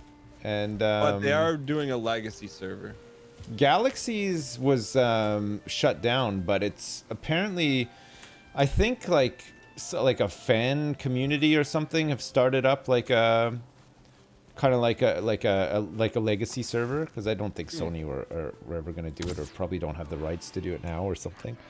But I haven't heard much from that. Like I remember hearing about it, but I don't know if they ever got anywhere with it. Galaxies was so good though.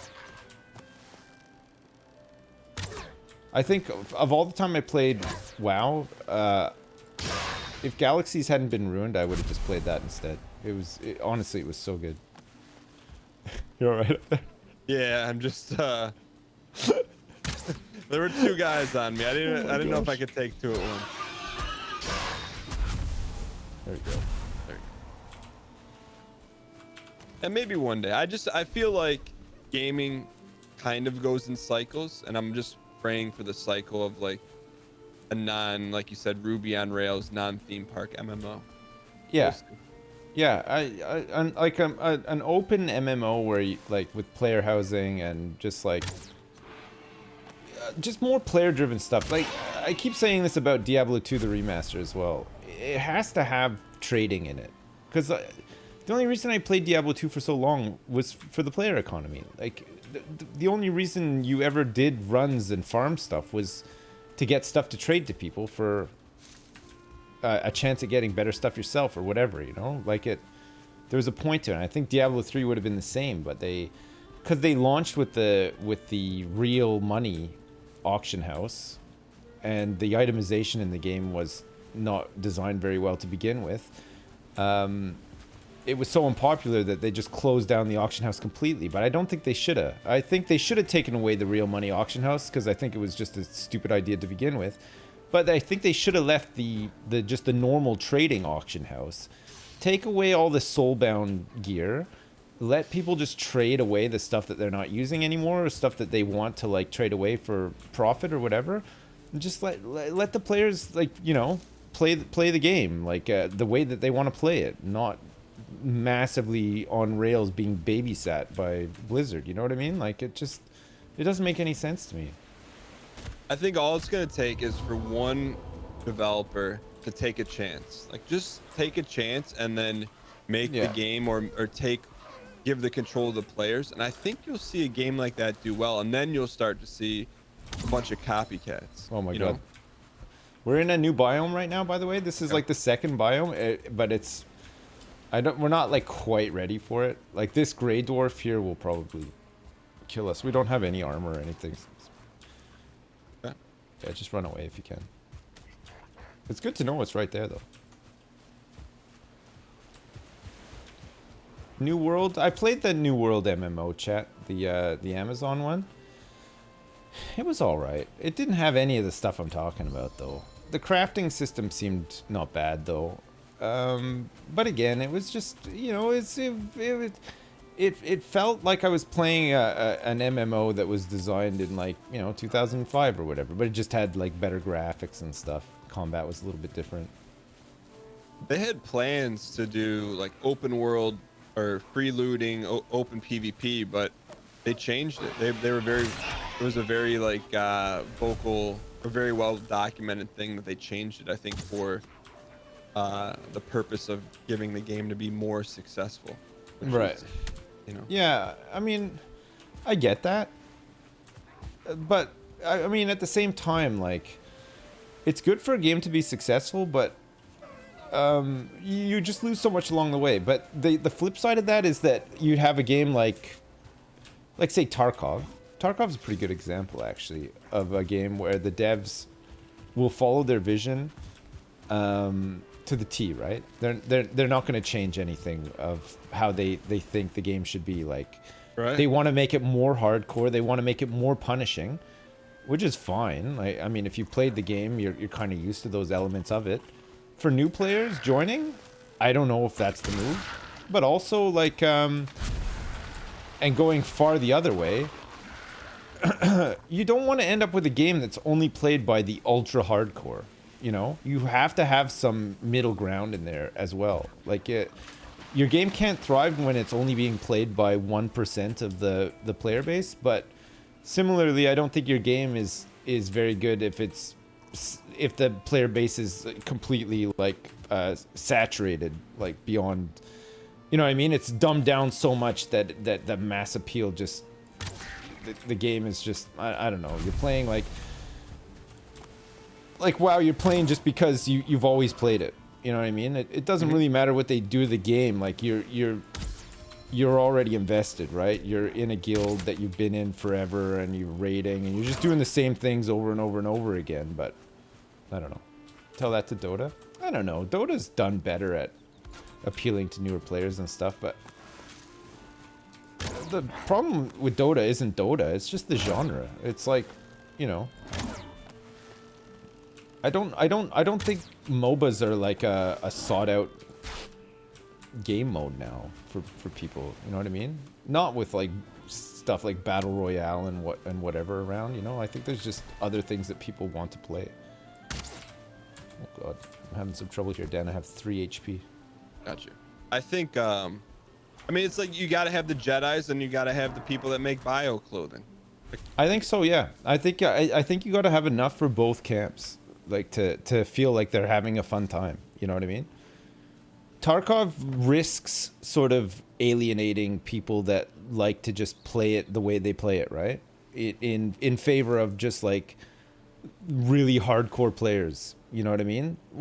And if that's the route they're going to go down, they're going to have to do more wipes because the game gets so stale, right? Like already in Tarkov, when was the last time you got killed by anything that wasn't a vector? You know what I mean? Like it just becomes like that, right? Like everybody goes for what they think is the best gun or the meta gun of the wipe. Same loadouts, like you're effectively just trying to kill the same person over and over because everybody just does the same shit. Which is fine, but it just shows how sort of like stagnated the player base gets, like through that process. Whereas if they introduced like maybe some new modes or something like that, it would ease newer players into it a little bit better. Like zero to hero mode makes sense. I would play that more than I would just play throwing 3 million rubles down the toilet every time I load. Zero to hero means. Like yeah, what? it's just that there's just like some sort of like artificial matchmaking based on your financials, right? Like, you queue in against you know, likely kitted out players, you know, so like all you can bring in with you is a pistol and a vest, and you just work your way through the map, kill scavs, gear up somewhat or whatever, and get out or don't. You know what I mean? Like, I would prefer to play that than the way it is right now. I don't know, like, you know, like you watch some of these streamers that are playing Tarkov, and it's just like, I never want to be matched into a game against these guys. Like, you know what I mean? Like, it's cool that you've played 10,000 hours of Tarkov, but please don't be in my game. Like, I actually want to have fun. Like, I know it's fun for you to just dominate everything that moves on your screen or whatever, but like, I exist as well, and I would also like to have fun.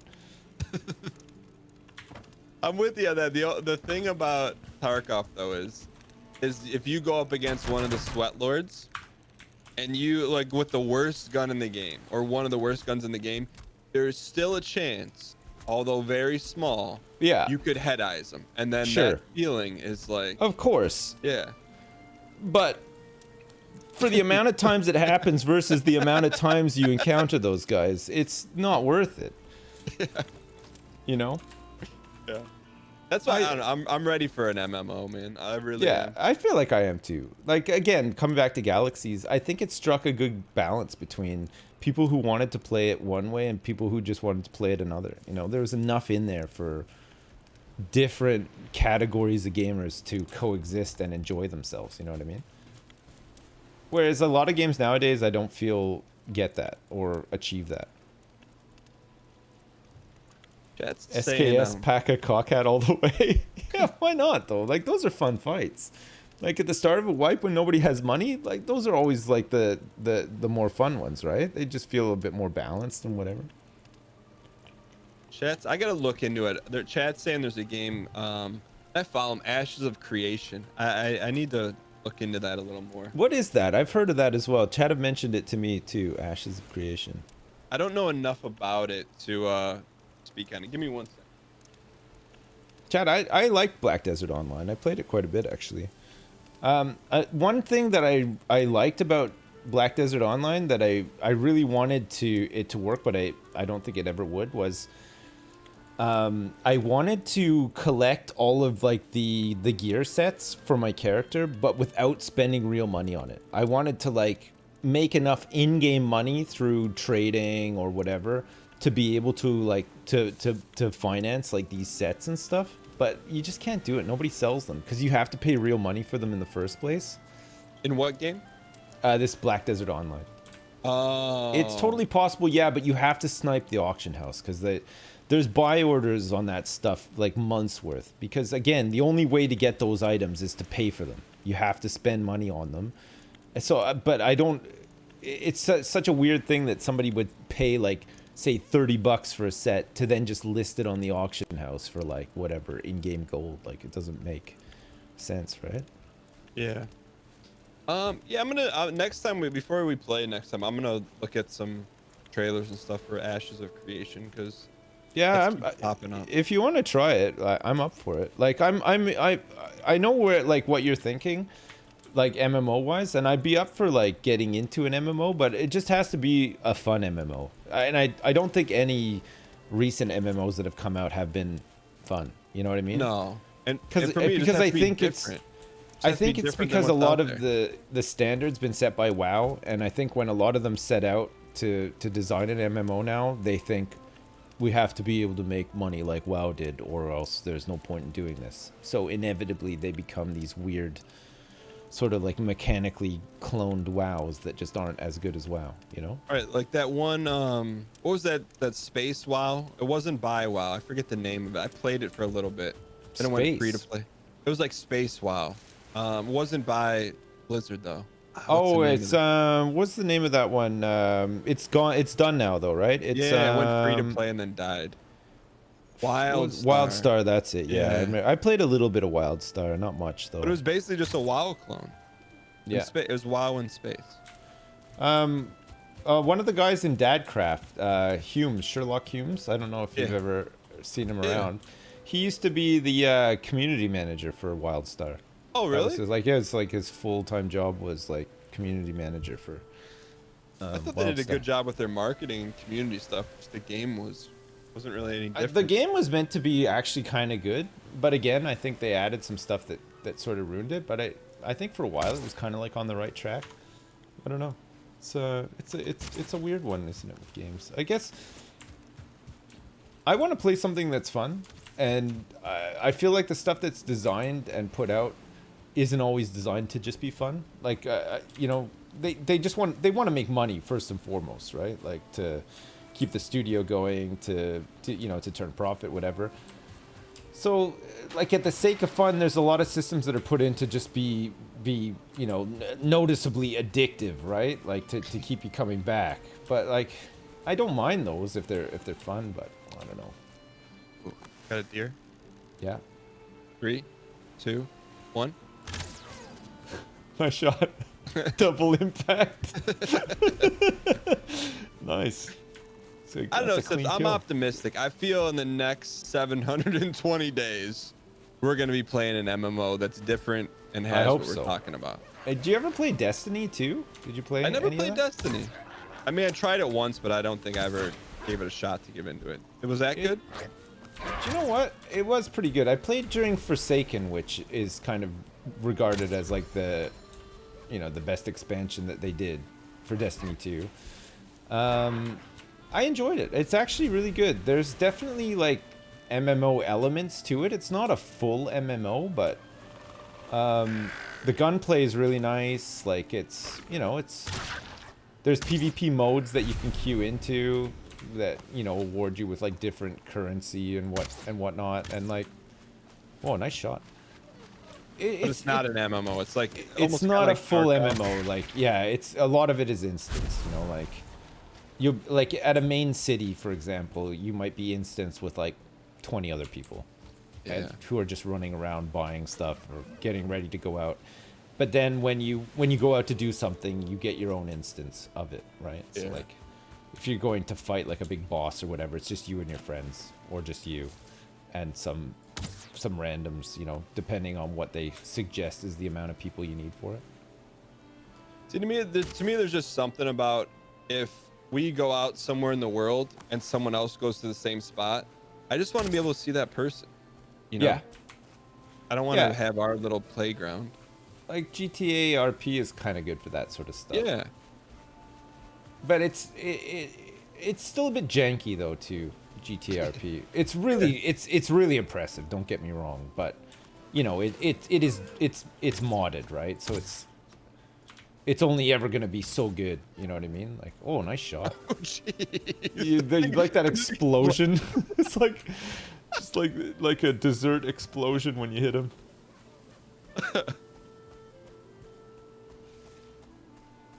I'm just thinking, like, especially at least on our side of things in today's world, I could just see, I don't want to call it a hardcore MMO, but you know, one we're talking about, I could see it just being like Dadcraft, just a bunch of people keep joining and joining, and then all of a sudden you in can a start to do persistent something world. cool. I played I never played Dark Ages of Camelot, which was meant to be really good too back in the day. They Of did like, a really cool like realm versus realm fighting. yeah, thing. yeah. I played another game called World War II Online, which was interesting.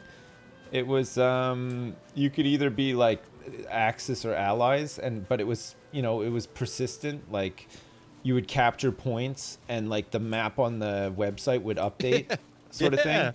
And it was kind of a cool idea. I think it's still around. But I mean, I used to play. This is like going back. This is like 2000, 2001. Like is really old. And even for that time, like the graphics and stuff were just horrendous. But it felt like what you did mattered. Like it contributed to something.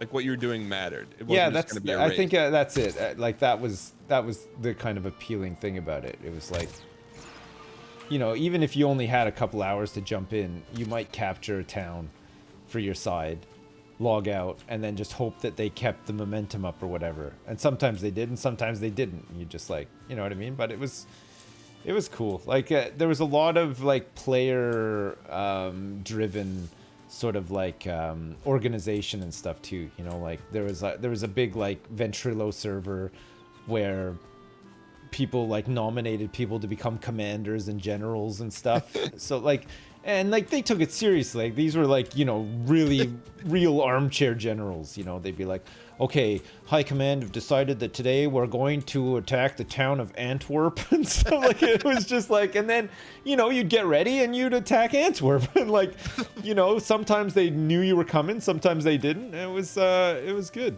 Dowie in my chat apparently was in High Command, and he does talk about World War II Online from time to time, so I believe him.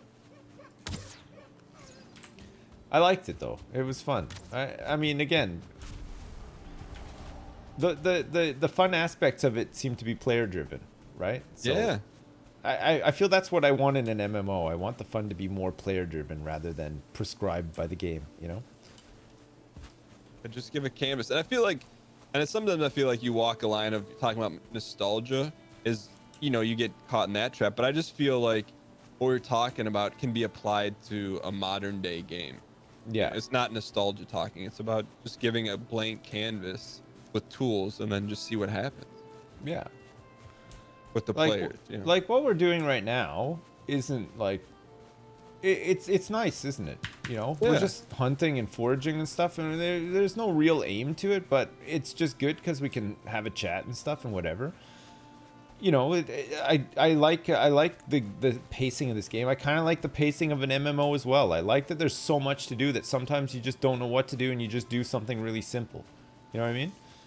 Yeah. I like having that choice. Like I don't like the whole like I don't like what they now constitute as fun, okay? Like and I'll try best to explain it using like WoW as an example, okay?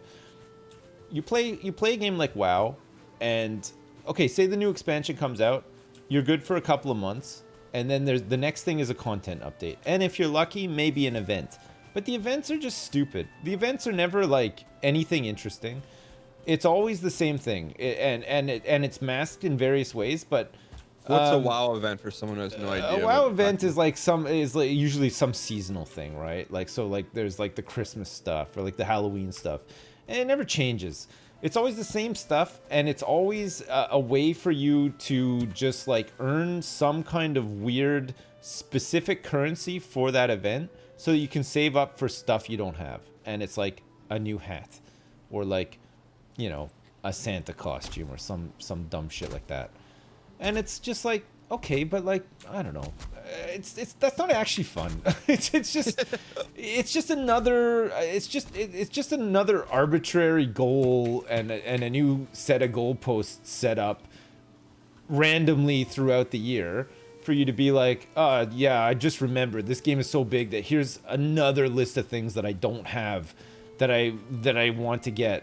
Am I enjoying doing it? No, but I just feel so compelled to like complete my set or whatever, you know? Like it's not just not fun. You know what I mean? Like I just wish they would sort of have a sit down and think of ways to actually make the game fun again, rather than just like these weird psychological traps that it feels like they are. You know what I mean?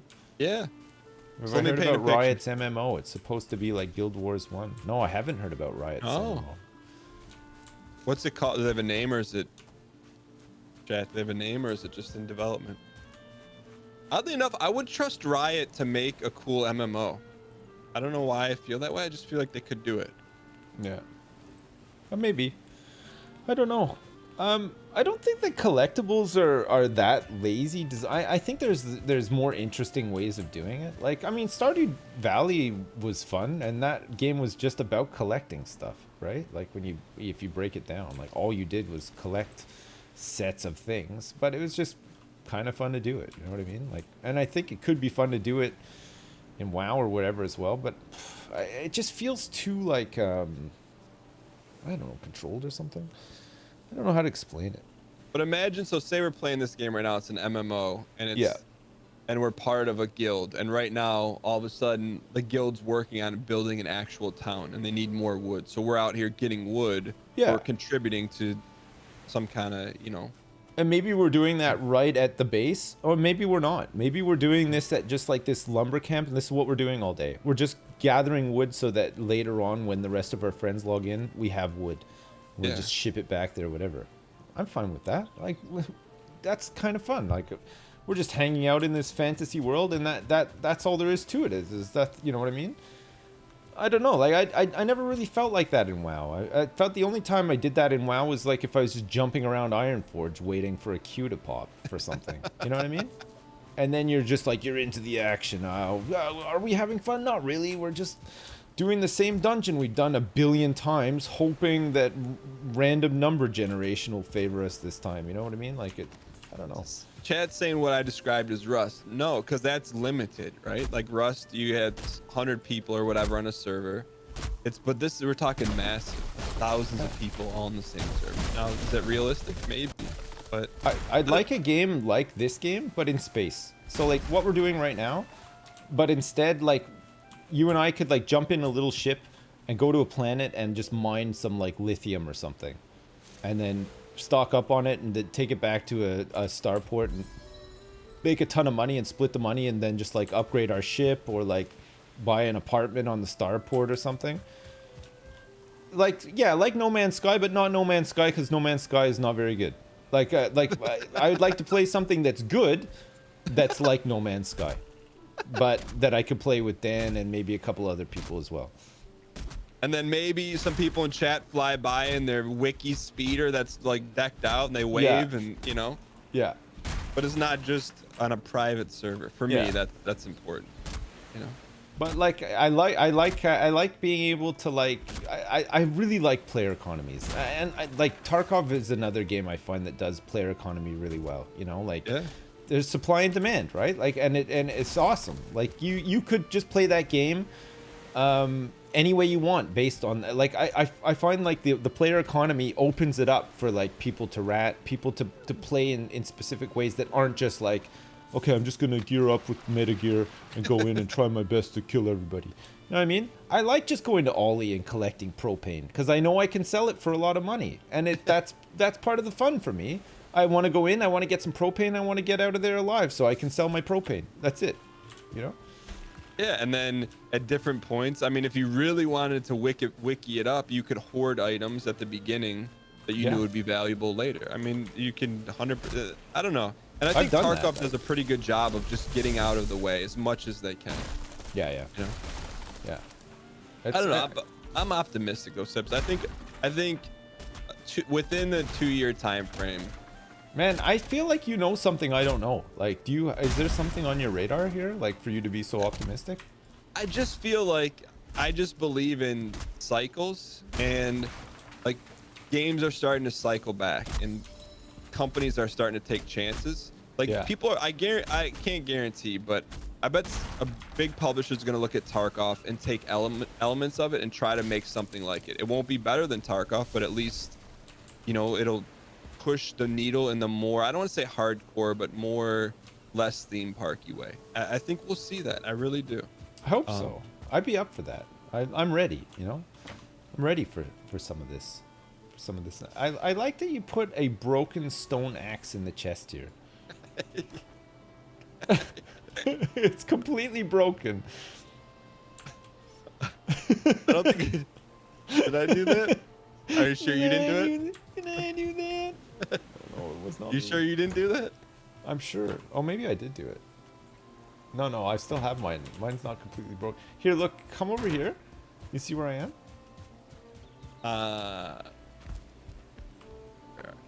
Yes.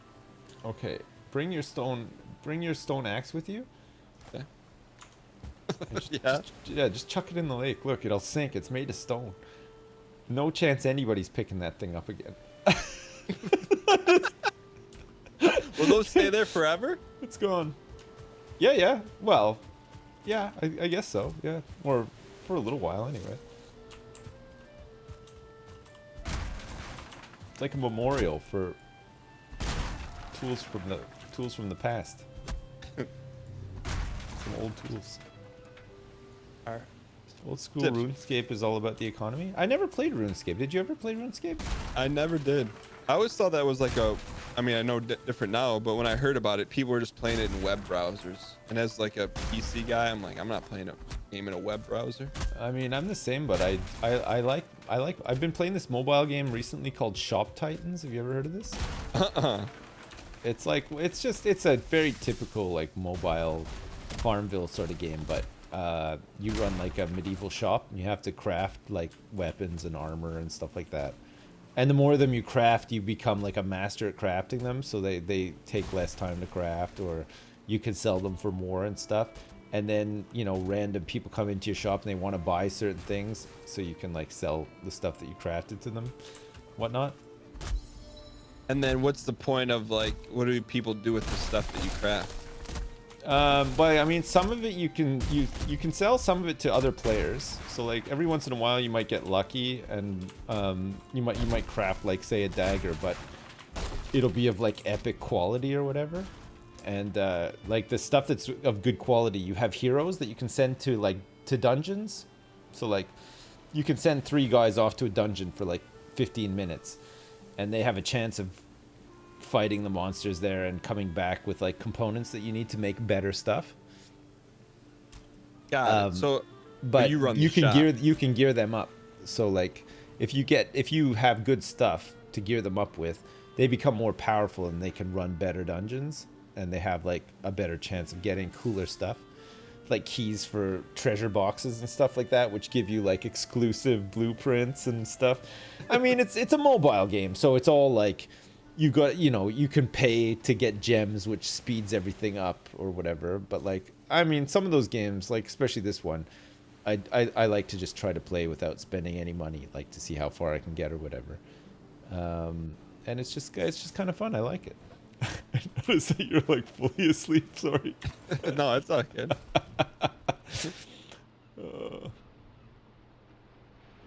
I will say this, and I put a message on the Reddit last week, but Ultima Online is launching a legacy server. They announced it like 4 months ago, and there's been no news, but I'm like fiending and hounding everywhere I can for news on it. I think I'll play that. fun. Yeah. When that comes out, if you're playing it, let me know. I'll play with you.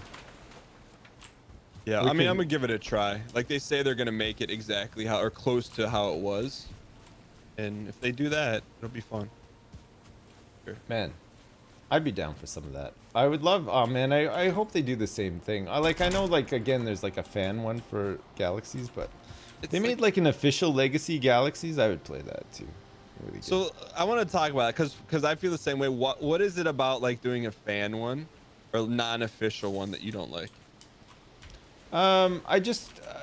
It's not that I don't like it. It's just I feel like it's harder to find and maybe possibly less reliable. Because like, who are these people? Like, what if they just decide one day that they're done and they switch the server off, and you've invested all this time? Like, I mean, it's just, you have the same thing in retail, you know. I think It about the same happens. thing with Dadcraft, you know. Yeah, it happens, but it's the thought that it could so easily happen. You know what I mean? Yeah. Oh, I gotcha. But I feel the same way. It's like, oh, hey, we're because there's a lot of UO like traditional shards they call, you know, or players run shards, and it's like, you know, it's not official. You know, Yeah. I want an official, like I want one where it's gonna something bring a official. lot of people. Yeah. Did you ever play a game called Freelancer? I did. Oh man, I love that game. That It was so like, fun. It's in the Wing Commander. Well, it's kind of like, was it done Kind by of. Chris Roberts? I can't I remember. feel like it was. Maybe it wasn't, but It was man, basically it you're in was really space and good. you could do whatever jobs you wanted, right? More or less. Yes. Yeah, it was kind of like, I think it was meant to be a bit like Elite. The old Elite, not like Elite Dangerous now, because that, you know, is a thing. Yeah. But yeah, I think it was meant to be more like that. I remember loving it. I played it like quite a bit. It was good. Have you ever? And I think it's a little mobily, and I think I gave it a fair try. I don't know for sure. You ever try Albion Online? Yeah, I played it a while back. What did you think? What was your experience with that? I can't remember. It was so long ago. I don't remember what it was really like. I remember that we had I was playing it with Lewis, and we had a town, I think, that people were able to join into, but we only played it for like a day. We never really tried it again. I think Lewis was looking for some games, like an MMO or something to play, and we gave it a shot, but it was all right. Yeah. I used to make a joke that I'll like, because it's I'll be online. I used to say I'll be online, like, you know, it's like I'll be online.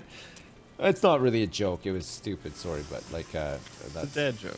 I just remember saying it a lot at the time. I'll be online. Yeah, I don't remember it being terrible, but it wasn't. I don't remember it being good enough to bother playing it past the one day that we played it for. Yeah, like I played it in alpha or whatever, beta, whatever, you backed it, and I'm like, eh. But I just don't know if it's made any progress since then. Yeah. Did you ever play Guild Wars 2? I Guild didn't, Wars? but I heard No. the combat in that was really fun. Yeah, I tried getting into it a couple of times. But I couldn't really do. There's Elder Scrolls Online, which people seem to think is not terrible. But isn't that like theme, like Ruby on Rails theme parky? I think it is, yeah. Probably is. I mean, I could be wrong. I've never played it, but You never play. Being a Skyrim guy, I'm surprised you never even tried it. yeah, no, I never have, never even tried it. I meant to try it a couple of times, and I just couldn't really bring myself to install it. that's how apathetic I was towards the whole thing. I tried Final Fantasy 14, which was okay. Again, very theme parky, like you said. Yeah. But it was all right. I think that's considered probably one of the better MMOs right now. Final Fantasy is the best theme park right now. Yeah. I know Ryan's wife Kate plays that a lot, and she's been playing it for a while. I know she speaks highly of it, Right. but it's also a theme park. Yeah, it is. Yeah. It's not what you're looking for, I guess. We'll find one. Sips. I'd write it in blood ink that one's gonna happen. Yeah, no, I agree. I think it's a matter of time. Like, you take a game like this, it's not far from, you know, like, imagine this game online, you know, like in just a big world, like that's just hosted on a big server farm or whatever. And it's big enough that you and I can just do this here, and somebody might stumble across our place, somebody may never, you know what I mean? Yeah. But you know, maybe there's a place that we can go to where we can see other people and stuff, or maybe not. I don't know. Like, I don't know, it'd be fun. I could see it. And here's the thing, I don't know how long this game was in development, but if 5 people can make this, I mean, they're very talented, but what about a team of 50? They can make the game we're talking about. Yeah, easy. But I mean, it's a team of 50 people could do it, but it's it's up to the people who pay those 50 people to want to do it, right? Well, why don't you just open up the war chest of sipsinc.co Right. and then fund it? Sipsync.co, you're so close with that as well. Sipsync.co. Yeah, I mean, if I had like a big war chest, I would do it. You do. But if I made a game though, I would make a game called Dude Sim Alaska. I wouldn't make an MMO. What's Dudes in Alaska? Dude Sim Alaska is a survival game that I want to play, that I want to make. About it's a modern day tale about a man who he's got a wife and kids, but his wife leaves him and takes the kids, and he's just so fed up. Very fun so far. No, this is setting the scene for fun, okay? His wife leaves him, takes the kids, and he's in a dead-end job that he hates anyway, and he was only working there to provide for his family who have left him now. So he decides, you know what? I'm going to go back to basics. I'm going to move to Alaska, and I'm going to create a new life for myself with my bare hands, okay? Because he's a dude. You could be a girl in it as well, though. I mean, it's 2021. You could be a they as well, whatever, you know? So you rock up to a small town in rural Alaska with nothing but your bare hands. I mean, you're wearing clothes. You wander out of the town and you find a place to create your new life. So you have to clear an area. You have to build a log shack, log by log with your bare hands. You got to dig out like the foundation and everything. You got to hunt. You got to fish. While you're out there hunting and fishing, maybe if you're lucky, you might come across like some old car parts or whatever that you can store up to hopefully start working on a car in a garage that you might have one day, attached to your log hut or whatever. You need to like think about eating food. You need to think about clean water. You might have to buy some supplies at town. Equally, you might be able to go down to town every once in a while and sell some hides that you got from hunting, or sell some fresh fish that you've caught while fishing. And if you don't want to walk there, hey, maybe if you're lucky enough, you'll find some old bicycle parts out there in the wilderness, and you can put together your own push bike so you can bike down there to town and stuff. And it would just be a lot like this game, but with like Red Dead Redemption 2 graphics, where this is the scale of the game, with the same sort of mechanics for hunting and fishing and everything. But you build your own like log house, and you can have a trophy room in there, and you just live your life in Alaska, just doing your own thing. You get to know some of the people in town if you want to. You could just be a recluse for the rest of your life if you want to as well. You don't ever need to talk to any of them. You don't ever need to go to town and trade with them if you don't want to, because you could become self-sufficient just out there in the wilderness anyway. Do some farming, whatever. It's like Stardew Alaska, but it's not going to be like cutesy graphics, you know? Like, it's going to look realistic. So it's basically like this with an Alaska mod on it. This game with an Alaska mod? Somebody in my chat just said it sounds like the Unabomber's life. Well, kind of, yeah, but without the Unabombing, I think. But where does the redemption arc come in, where you're like, you reunite with your family and, you know... Well, you don't. Do dad stuff. You don't. You don't reunite with your family, and you don't do dad stuff. You're just so fed up with, like, life that you go back to basics, and you redefine a perfect life for yourself in the wilderness. That's going to be the tagline. Redefine a perfect life for yourself. But what about if the end game is your perfect life is what you left at the beginning? So go back to the beginning. Yeah, maybe, but you start again. So maybe you could have a romantic interest in the town, right? A fresh start, a new partner, and then you can make them have a pregnant as well. Can I propose a slight lore change? Sure. Can you, instead of like you leaving your family, could you have your like family get mauled by some like Alaskan bear that you try to hunt down? Yeah, if you want that sort of like story arc in it, sure.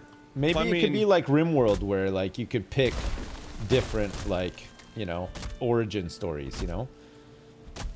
You could pick like the office worker, or you could pick the the adventurer whose family gets mauled by a bear or whatever, and that'll set like different goals for you in the game, you know?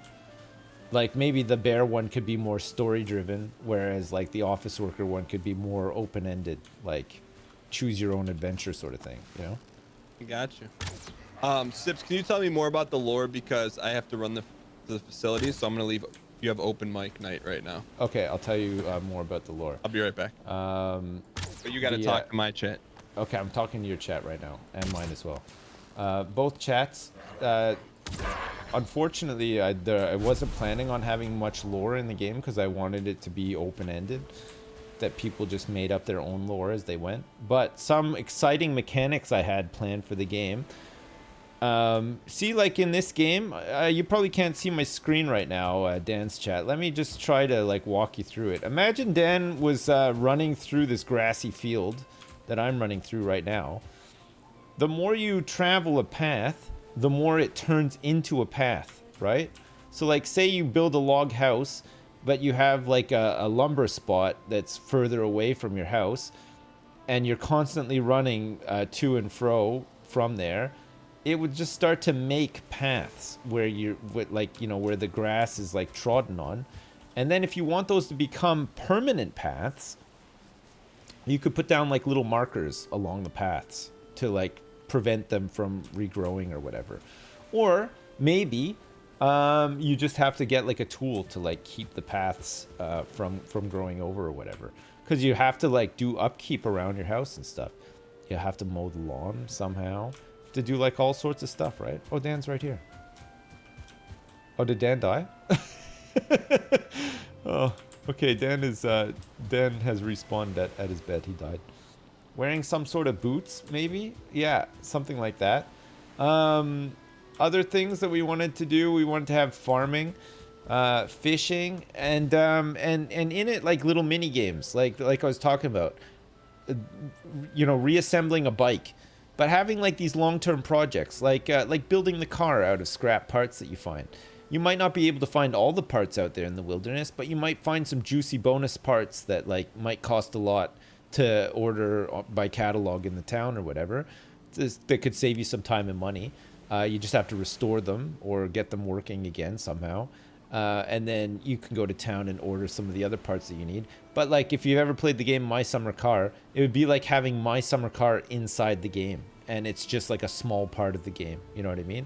Same thing with like a push bike, and same thing with your weapons and stuff too. You might get a really basic hunting rifle that you can then like service or like upgrade or add to it, or just, you know, hang it on a mantle somewhere you don't want to use it anymore, just buy a brand new one. You know what I mean? I know it's very large scope, but like it'd be so much fun. I'm thinking of fun first, and I don't intend on ever developing this game, so I can just go wild with my imagination. You know, it's like my ideal game. Will there be pets? Hell yeah, there'd be pets. You're not gonna be out there all by yourself. Like a stray dog, you could like befriend a bear or something. Whatever. $200 for the release version. Oh, no, don't say that. It'd be like 150. Changes in the weather? Hell yeah, everything. Will there be a Battle Royale DLC? No. Hell no. Are there any mythical creatures to tame or hunt? No. No, it's just meant to be kind of realistic. Like, you invent your own mythical creature. You know what I mean? Like, maybe you're out there, you know, chopping down some wood and you see a deer, and you see every day you see this same deer. That becomes mythical to you. You might challenge yourself to go out and shoot that deer one day. You might hit him, you might not. You know what I mean? Ice fishing? Maybe. Bigfoot? No. Dynamic weather? Probably not, no. Your ex-wife is the most mythical creature of all. Maybe you can become a necromancer? No, none of these things. Ray tracing? Unlikely. How can we get this game made? A massive Kickstarter, and hopefully somebody who has experience commanding a team of designers and developers. Alaskan zombies? No. Player-filled lottery? No. What is the fishing system going to be like? It's going to be good. It's good. It's got to be. It's got to be fun and interesting to do, and not too boring. You know what I mean? Lures and baits and all that kind of stuff will matter. Different hooks, you know, whatnot. Good and fun. What's the retail price on this game? This would be like $500. We got to recoup the development costs somehow, right? Dudes in Alaska or Alaskan dudes? Dude Sim Alaska. Dude Sim Alaska. That's it. That's my dream game. I mean, you won Big Brother. You know, you've got clout, industry clout. I've got a bit of money and clout somehow. Let's join forces, Dan, and make this game become a reality. We can make it into an MMO. Then we'll both have our dream game. I would propose that maybe save your money and have someone just mod this with like Alaskan textures. Right. And then you, with all your clout, contact Sony and just say, hey, look, I can guarantee 3,000 players for Star Wars Galaxy. Just open up a legacy server. And I think they would do it. I think that's more like 3,000 players.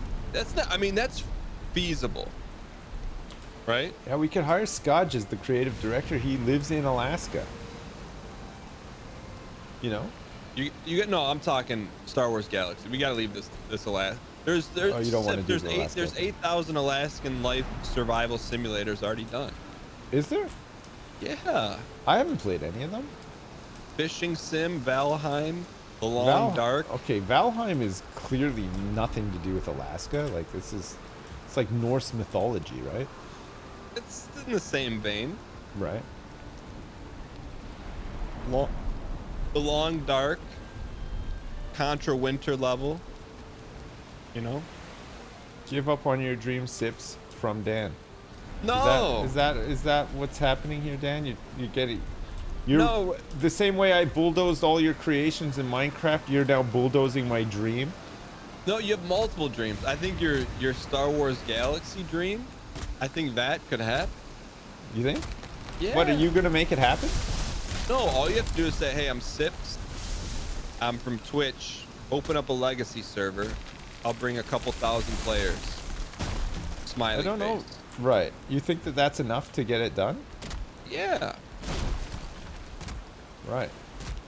I think, I mean, an email from you, sips at sipsllc.org.co. I mean, those emails don't go out daily. That's true. No, they don't even really go out weekly, monthly, or yearly. Come to think of it.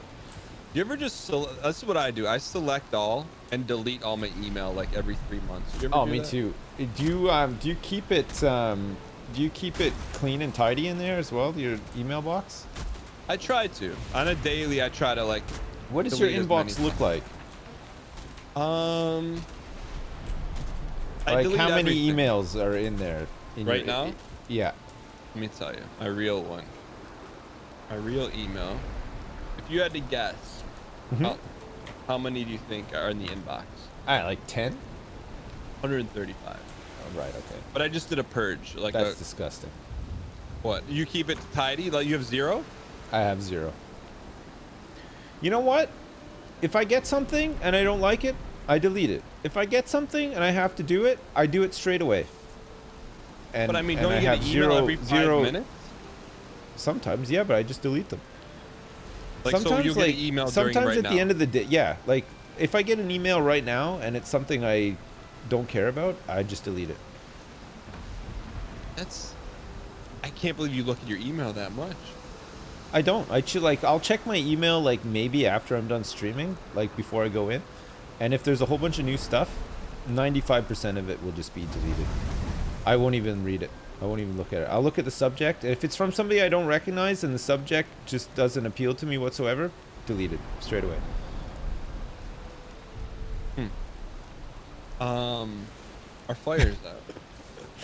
I just don't have time in my... I just don't Excuse me. have any room in my life for emails that are unwanted, you know?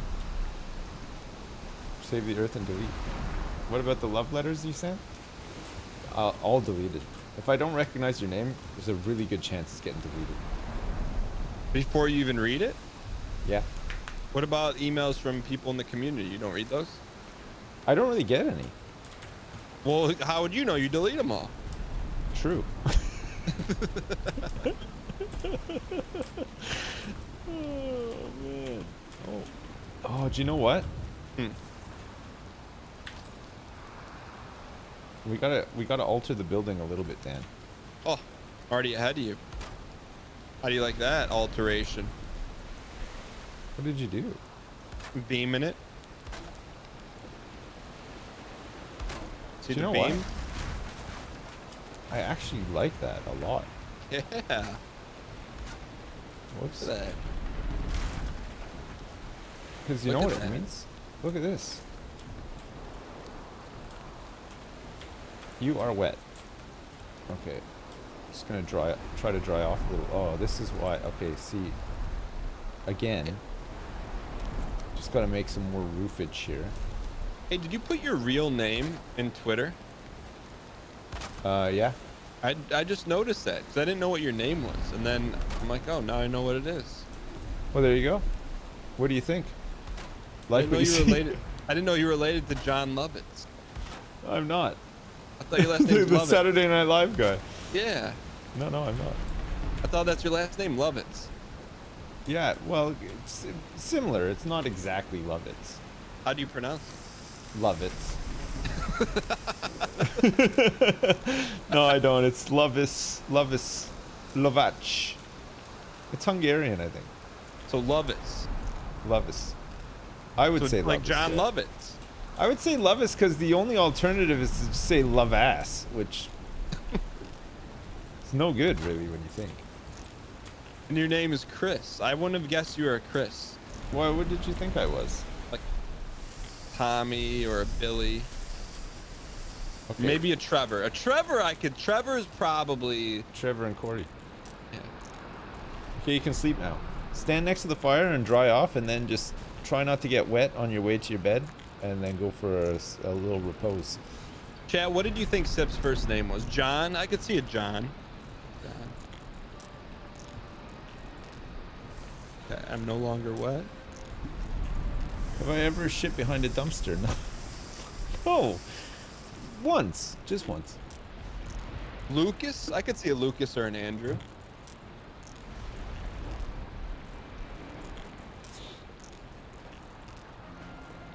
You're sleeping? My full name is Christopher, and I went to a French immersion school. Yeah, I'm sleeping. My French teachers used to call me Topher. Topher. Because there was a whole bunch of Chris's in my year. Wait, you're being serious? Yep. You went to a French immersion school? I have. Well, how come you never hit us with any of that French? Man, because I don't speak it very often, and there's just no need for it. You know, I'll hit you with some French from time to time, but like. How do you say roof in French? Le toit. It's not true, is it? Yeah.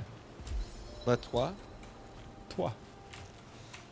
I think you're saying toilet. Toit. Toit. Are you fluent in French? Yeah, I am. Yeah. Oh, you learn something new every day. What? Yeah.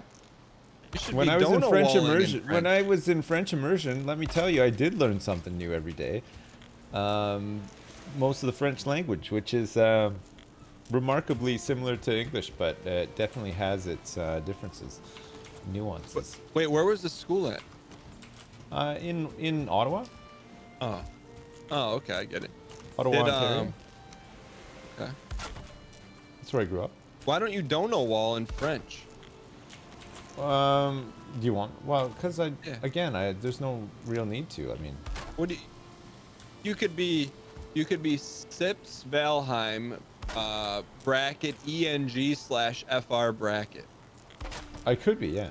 Yeah. I don't know why I'm not. Maybe I should do that. You should. This is You looking should good. you should do a stream in French only Okay. and never break character. It's impossible. Like, my French is rusty. Like, I stopped learning French when I was in like grade 10. So I was like 15. But you said you're fluent. Well, yeah, like I am. I can hold a conversation, but I haven't spoken a lot of French in a long time. So it's like, Je m'appelle Mademoiselle Minkus. right? That's nice. Is that what you used to teach the kids at your school? No, I took French for like in like grade school for like 1 minute. I'm like, Right, I don't okay. like this. It was like an after school thing. I'm like, why am I spending time after school learning when I should be playing Nintendo? Right. Yeah. No, that's exactly it. Were you a Nintendo guy or were you a Sega guy? I have a really weird relationship with consoles, but I'm just gonna hit you with the long and short. So I had Okay. Nintendo. Right. Then we would go to computer shows as a kid. My dad would take me to these things called computer shows. They're basically like not a Star swap Trek meet. conventions, but No, it's like just a bunch of vendors would go. You could buy computer parts, but we would buy a console, try it, and then like return it, or not return it, but sell it at the computer show, and then go buy the other console. So I went between Genesis and Super Nintendo a couple times. oh right, okay. Why did he do that? It was just like, I don't know, because I think we wanted to try the other ones, but oh also right, you like didn't they were you really didn't want to just expensive back commit to then. one. You Yeah. wanted to give the other ones a go. But I remember owning TurboGrafx 16 for a day as a kid, and then the next day Whoa. it was returned. Okay, yeah, I don't know if I ever knew anybody who owned that console. Yeah. Because it had Yeah, Bonk's Adventure on it, remember? Well, I think the game we got with it was called Keith's Courage or something. Courage Right. Keith. But Right. the game was like a credit card. It was really cool. Weird. I just remember Bonks.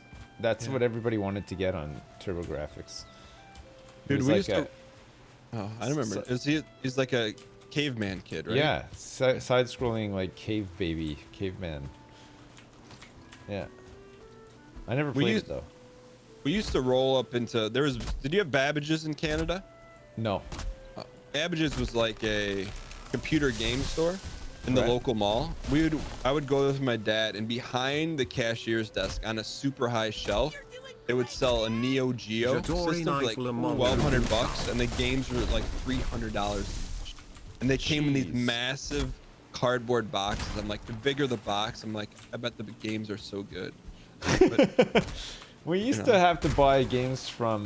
We got an electronics boutique like yeah. after a while, which then I guess became EB Games or whatever. But before that, it was we'd buy games at like either consumers distributing, which was like Service kind of like merchandise. it was like a Argos, like over here it's called Argos. It's like you like catalog shopping. So you get like the code from the catalog, and then you go up to the desk. I don't know why they had a retail store for this. I guess like just like mail order was like not a thing back then. You go into the store and you look at the catalogs. There's like catalog booths in the store. Find what you want, get the code, go up to the cashier and be like, "Hi, I'd like one of these." Give them the code, and then they disappear into this massive warehouse in the back. Go find what you're looking for, and that's just like how you bought stuff. And What game did you buy in that fashion that you remember? Dr. Mario. And we also had Woolco, which was like kind of it was like Walmart. I think Walmart actually bought Woolco in the 80s because Woolco then became Walmart. And that's we would just buy games from there in the end. But that was around the time Electronics Boutique started coming into malls and stuff. And HMV, like HMV was another one. Sometimes you get games from HMV. No? No. I'm guessing HMV is like a Canadian store that only you know about and no one else. You've never heard of HMV before? No. What the hell? Just like Canadian Tire doesn't sell tires. They do. But they sell other stuff too, There's right? an Like auto food? shop, yeah. Well, they probably do now, yeah. I mean, HMV keep up- is a Canadian music you got to keep store. up with the times. I mean, come on, it's North America. You can't eat a tire. Jeez. Well, I mean, you could, I guess, but go to HMV to buy the Anchorman DVD. Oh, it's a UK store? Oh, right, okay. Well, we had HMV in Canada, so I don't know. I didn't realize it was a UK thing. I thought it was American. There were HMVs in the U.S. I thought that there was. Maybe not anymore. No. I may push back on that. Wait, like, so where did you go to buy like tapes and CDs and stuff?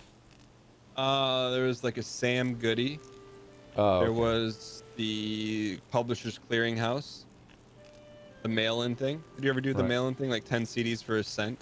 Yeah, yeah. Yeah. What was that? It was like BMG, and what was the other one? There was another music club like that. BMG. Publishers Clearinghouse? No, it's something like that. Columbia? It was yeah, like, yes. Was it Columbia? Columbia Trading House? Something like that? Yeah, I did do that though. I remember getting a whole bunch of stuff like that. I remember I signed up for that one time, and because I was like, oh my god, 10 free CDs or whatever. So like I picked all the CDs and I mailed it off and everything, and then I told my mom, I was like, Mom, I'm gonna get 10 CDs free. And she's like, what the hell have you done? Like, you signed up for this, you gotta buy one every month. Like, you don't have any money. Oh no. It's pretty funny. What was your first job, Sips? My first ever job, I used to deliver papers when I was like really small. And Like then you ride your bike and throw them like paperboy style? no, I used a wagon. It was one of those ones. It was called the Penny Saver. So it was like, it had so much advertising in it. It was basically like a classified ad paper that went out once a week. And I remember they used to bring all of the stuff round to like my house like on a Saturday, and then I have to deliver them on a Sunday. But the inserts, there'd be like 14 different inserts per paper. I had to deliver like 250 papers. I used to have to put all the inserts into the papers and get them ready and put them in my wagon to deliver them the next day. Rain or shine. Oh, it was I hated it. Oh, I hated it so much. I used to cry while I was doing it. I was like, I must have been like 9 or 10 years old. I would be sobbing doing it. I hated it so much. And I used to get paid like $12 a month for doing it or something. Like, it was the worst. It was the worst. But then when I was like, how'd you get involved in that racket? my dad like got me the job or something. I don't know. Like, I was like so small. I don't know why I was doing that. Like, it was so dumb. I guess What would I you just do with wanted the $12? just like wasted it. I'd go to like the convenience store and just like buy gum and stuff. Like, it was so stupid. And then when I was like 15, I got like my first real like actual job, like part-time job, like that I'd go to after school, was at a grocery store. I used to just like pack groceries at the local grocery store. I did that for like a year or so, and then I moved into like the back room. Like, used to like stock the shelves, like unload trucks and stuff like that. That was pretty fun. I used to work nights as well. Like, Sounds like bagging was more fun than unstocking trucks. no, unstocking trucks was awesome. Like, you just like you just listen to the radio. You didn't have to speak to customers or anything. It was great. You just like that some dude would park up the truck and you'd be like, well, I'll be back in like an hour, because the truck was just full of stuff. So he'd just like go have dinner or whatever, and you just unload the truck, fill up the warehouse, and then when you were done, you just close it up and knock on the back door, and he would just go away. It was good. So it'd be Customers are like the worst. produce and stuff like that? No, produce, like, this was more like warehouse stuff, you know, like, it came from like a central distribution point in Toronto. We'd get like a delivery like every night, but then like fresh stuff like produce, meat, all that kind of stuff would like come in throughout the day, normally in the morning. Bakery stuff, you know, like, because it's stuff that can spoil, right? So it was like it'd always come on refrigerated trucks, and it would have to be like put out on the floor like straight away. Like, you can just like store it in the back room, or else it would just go rotten. This is all like stuff like Tide and like, you know, Pepsi and like stuff like that, you know. Did you ever Just borrow trucks anything full off of the? it. Did you ever borrow anything off the truck? Not directly off the truck, but when I used to work nights, they were pretty like okay about us just like feeding ourselves like from the store, because we were locked in the store. So you What do you can't. mean locked in the store? Well, it's in the middle of the night. The store would close at like 8 p.m. and like we would turn up to work at like 10 p.m. and so like the truck would be unloaded, but we'd have to like put the stuff out onto the floor and then fill the shelves with it. It would take all night. It was a big store. Could you leave? No. Once you were in, the next person that would unlock the store was like at 7 in the morning. So you were kind of stuck. What? Yeah. So, but man, we had feasts like every night. We'd like fire up the bakery ovens and just we'd cook everything. We like onion rings, fries, pizzas, like whatever. Like it was awesome. You never Eat thought ice it cream. Like it was amazing. You never thought it was bizarre that you were trapped in a store and you couldn't get out? It was franchised. Like there's a lot of things done at that store which were probably like massively illegal. And you probably could have like filed for workers' compensation from, but it was the 90s, you know. It's the way it worked. Yeah, night crew was weird. We used to have to, if you worked in the grocery department, which is like you know, like stocking shelves and stuff, you had to do weekends, because the guys who did full-time nights would take weekends off. Weekends were the worst too. They were always the biggest like deliveries. Huh. And then the worst crew doing them, because it was just all part-timers, right? There'd be like one full-timer, like the boss, and then it would be like 7 part-time guys who had to do it like once every 2 months. So you'd have to do a Saturday and a Sunday. Oh man, we dreaded it. It was the worst. You have to stay like it was like 10 at night till 7 in the morning. Your whole weekend was wrecked. You couldn't go out. You couldn't do anything. Were you in school at this time? Yeah. I was at high school at the time. Yeah. So what would you do on Monday morning for school if you are at work until 6 a.m. the night before? I'd get home at like Sunday morning at like 7 a.m. Sleep for a bit, wake up at like 2 in the afternoon or something like that, and then just power through and then go to bed like normal time on Sunday night, ready for school Monday. We used to do Friday and Saturday night, like, so it was, but it was only like once every 2 months, so it wasn't too bad. Okay. It was like It wasn't like we were every on like weekend. a rota. No, it wasn't every weekend. Sometimes, like, if somebody called in sick, which people always did because nobody liked doing it, if somebody called in sick, they would occasionally ask you, like, you know, oh, can you cover this weekend, and but we'll pay you like double or something like that. You'd be like, yeah, okay. But it was pretty rare. Sips, I'm doing some clearing. Yeah, me too. All I've done is wow, you were really going for it out there. What do you think of Valheim? Is it? I think it's a good banter game. It's I nice, think, isn't you know, it? if we get some persistent player housing, some crafting, some player economy, you know. Yeah, all the good stuff. Oh, it's cool. I'm glad we played it for sure. How do I knock this birch tree down? It's kind of bothering me. We need to advance. We need to get bronze axes. Well, how do we get that? Bronze axes we get from mining, and we can only start mining after we kill the first boss. You want to Okay. go look for him? Yeah. Are we prepared? Do we need stuff? I think all we realistically need to do is kill more deer. Okay. Well, I and then got we some. can make. If you got some deer hides, Yeah. Make some stuff. yeah, at the crafting table, make yourself like a hat, Okay. some pants. Make yourself some more arrows with some wood as well. That works. The smoke situation's getting out of control in here, yeah.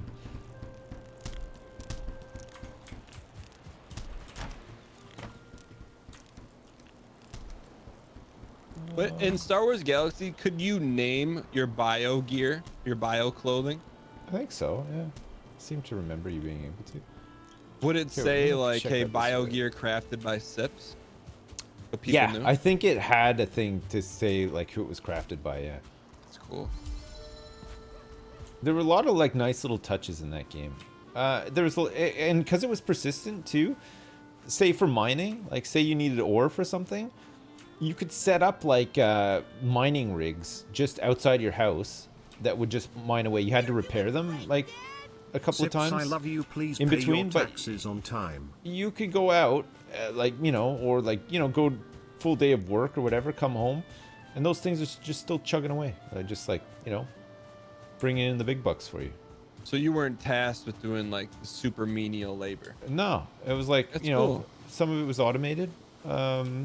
I mean, skilling up in tailoring took a little while. Like there was times where I was like falling asleep at my computer doing it. It was very grindy and repetitive, but you know, I just powered through. I was a young buck at the time. I was ready to conquer the galaxy financially with my bio gears. It was So I almost just like the developer went for it. valued your time and wanted you to do fun stuff. Maybe, yeah. I mean, I'm not entirely sure that that's the case because there's some really mundane crap in that game, but for the most part, I mean, it was fun. All right, you're way out there. I'm gonna catch up here.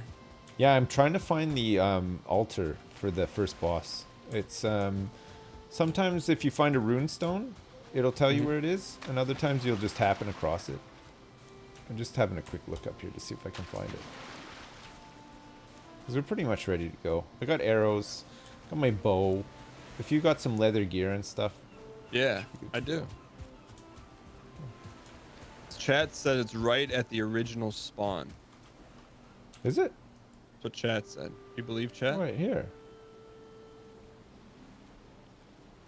Oh, the spawn point tells you where it is. Oh. Are you near it right now, Dan? Yeah, I can Head down. I'm pretty close. Head down there and see if it'll tell you where it is. We'll give you like a location like 2 clicks Yeah, outside of there's Mount like- Calamari. No, just mark it on your map. So yeah, just go. It's like a little stone that's got like red writing on it. You just got to click on that. I'm getting closer.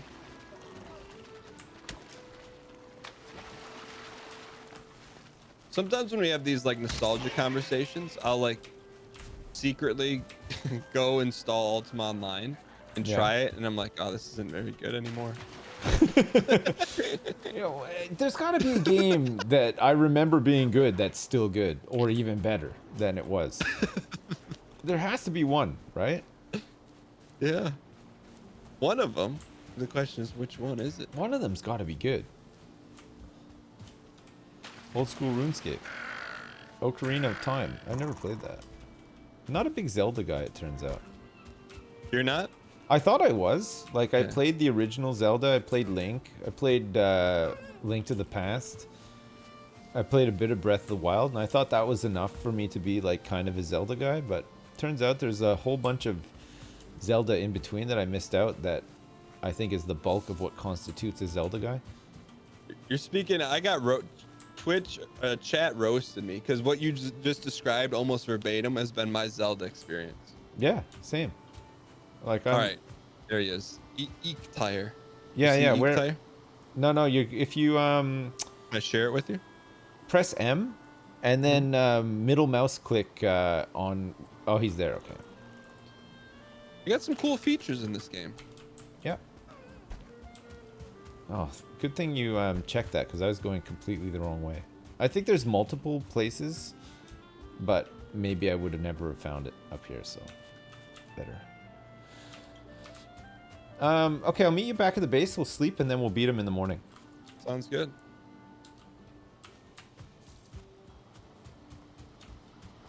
If you like a Zelda game, you're a Zelda guy? Well, I mean, I liked Link and the original. Actually, you know what? I don't even really know if I liked the original Zelda that much. You liked Link? I liked Link, yeah. Yeah. Link was cool. I did I a like- tier list of I Zelda love games. I love how you had to find like the candle and stuff, and it just made things easier and Yeah. whatever. Like there was like nice progression in the game. Kind of like that. I was a little kid when I played it, but I still remember liking it. What was your favorite NES game? If I had to pick one, and I'm saving it, which is kind of weird, but I'm saving it.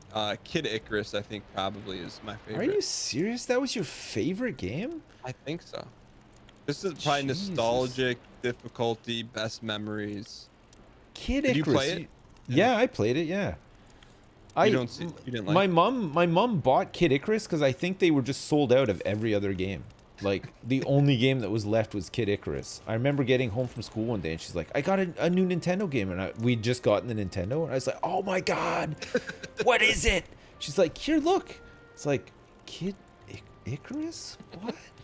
What is this? You didn't like the silver box that came in with the pink letters on it? I just remember it being so utterly miserable. Like, it didn't make any difficult. sense. It was difficult. Like, I didn't like it at all. Did you ever get to the end? I had to cheat. Icarus fights Medusa's angels. Yeah. I had to cheat. That was the code. That was the code, yeah. It's a really good game. It's very difficult. Like, if you ran into the guy with the eggplant, he threw an eggplant on you, you turned into an eggplant and you couldn't shoot anymore. And so you got in one of those pools of yellow liquid, and then the yellow liquid would dissipate the eggplant. Oh man, I don't remember all that. They rebooted it kind of recently. Like, there's a new Kid Icarus game, newish anyway. I think it's only on 3DS though. Oh, is it? All right. Yeah. Otherwise, I would have been all over it. Okay, did you ever play Double Dragon 2 for the NES? I did. Man, wasn't that game nails though? Like, I loved it. I finished it. Me and my friend finished it, but man, we tried to. We must have played hundreds of hours of that game. Like, some of the jumping puzzles were like impossible.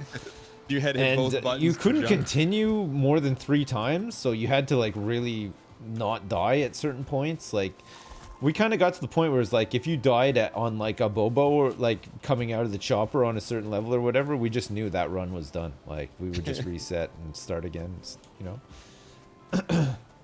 What about A Boy and His Blob? You ever play that? I never played that. That was an odd game. Dude, there are some classic NES co-op games that would be fun to play. I don't know if the emulator works, but there's a game. Do you ever play a game called Legendary Wings? No. It's good. It's Legendary Wings. Yeah, it's like you're a top-down angel, and you get to like Right. shoot arrows and stuff at people. It was really good. I don't know if you're an angel, but you had wings. Right. Double Dragon 2. I thought Double Dragon 2 was easy. Double Dragon 3 was hard because you could. I don't remember playing much Double Dragon 3, but Double Dragon 2 was. I just remember it being tough because there were certain parts where like there were certain jumps that if you missed and you fell in the spikes, you were just dead. That was it, and it was like it's kind of tough. Oh wow. As a kid, I really wanted Double Dragon, but I wasn't allowed to get it because you fight girls in it. Like, are you serious? Yeah, and my parents were I'd punch Oh, my sister. I had a friend at school with the exact same thing. His mom wouldn't buy him a Nintendo because of that reason. Because in Double Dragon 2, you could punch girls. Yeah. Oh, I remember, man. and I asked for it every day. Like, nope. No, they weren't having it. Oh. Are you ready for a boss fight? Yeah, let's do it. Okay. And it's in the first level too that you punch girls. It's not like you could even hide it, you know? Oh, where is this guy? He's spawning. He's coming. Oh, insert heavy metal. Iktir. Is that how you say it? Knocking. Loose. Knocking. AoE, please. AoE. Can I get DPS explosion? More dots. More dots. Talk to me, because I never did raids with people because I didn't have any friends to play WoW with. Talk to me like this is a raid. What would you be doing right now? I guess this would constitute like a phase change. Okay. So but talk to me like you need me to do. What do you need me to do? Oh, just shoot him. Just shoot him and don't stand in front of him when he goes up on his legs like that. It's like, you played Dark Souls, right? Yeah. Just pretend this is a Dark Souls boss. You know, you gotta learn his moves, and then you gotta avoid his moves, but you have to continue doing the damages to him. My guy keeps getting scared. Oh, I'm running out of energy, stamina. Oh, shit. Oh yeah, you gotta stop and, whoa, I'm gonna have to run over here quick. Yeah, stops shift sprinting for a bit, and then he'll recharge. You can't hit me through the rocks, right? No, you can kite him around the rocks. AoE, please. AoE. I need a buff here. I need a buff. I'm missing my priest buff. I need more mana strudels, please. And half the screen is filled up with multicolored checker boxes of people's HP. There's 6-digit damage being done to the boss. You have no idea what's going on. Yeah, that's WoW rating for sure.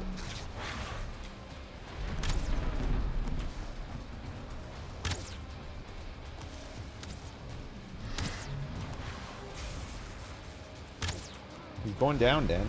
Can I get a bleed? Can I get a bleed effect, please? Debuff, debuff. Can I get one bleed? Can I have one help, please?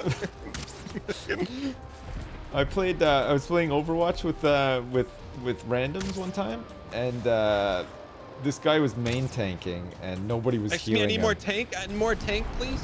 Yeah, nobody was healing him, and I guess he was French or something, and he got really angry in voice, and he's like, "Can I have one help, please?" He's just the one help. That's all he needed. There you go.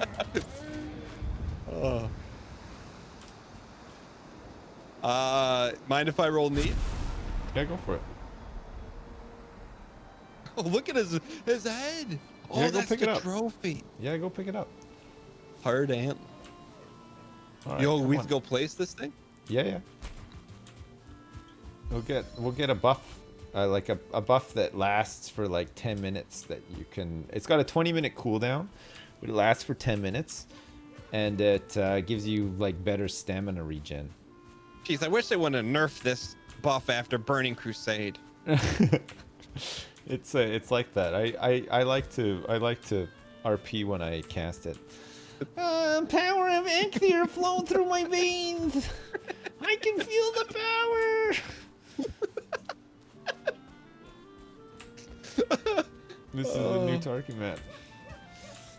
I laugh, man, but when I used to play World of Warcraft, I would always be that person in the hall being like LFG, Yeah. you know, whatever the first raid. I could never raid. I didn't have many friends that played it. We didn't have a guild? You should have been in an No, online I was never community. in a guild. No Oh, guild, man. nothing. I would just type in LFG. All right, hang it on that hook there. Whoa. Watch out, a boar. Oh, that's nice. A boar approaches. There you go. So now you can activate the power. Oops. I always wanted to do not PvP hit this in guy. WoW too. I can never get a group. PvP. It's kind of sad. Yeah. Okay. So now, whenever you want to, and we can basically have this buff up at all times. Like I can use the buff, and then when my cooldown is when we run out, you can cast it, and then by the time yours runs out, you know what I mean? We can layer it. Are you ready to feel the power? I can feel the power of Ecthir! There. Oh, sorry, it's 5 minutes. Oh, so I wait. Do I use it now or I wait? No, wait, because you got the buff now, because you were standing next to me when I used it. Okay, so when do I use it? When it's like 1 minute? No, when it's done, see, like up in the top right, you should have one that says rested and one that says Ecthir. Those are your buffs. So when Ecthir runs out, let me know, because I need to be nearby to also gain the buff. Press F to cast it, and then we'll both have the power of Ecthir coursing through our veins. But I gotta pick it up to get the buff, right? You gotta press E to you equip it. So like each boss has a different buff. So like the next boss for like the second zone, which is the Black Forest, where we went into briefly before. The boss is called the Elder, and once you beat him, he gives you a buff that makes you chop wood faster. So you like one-shot trees with your axe.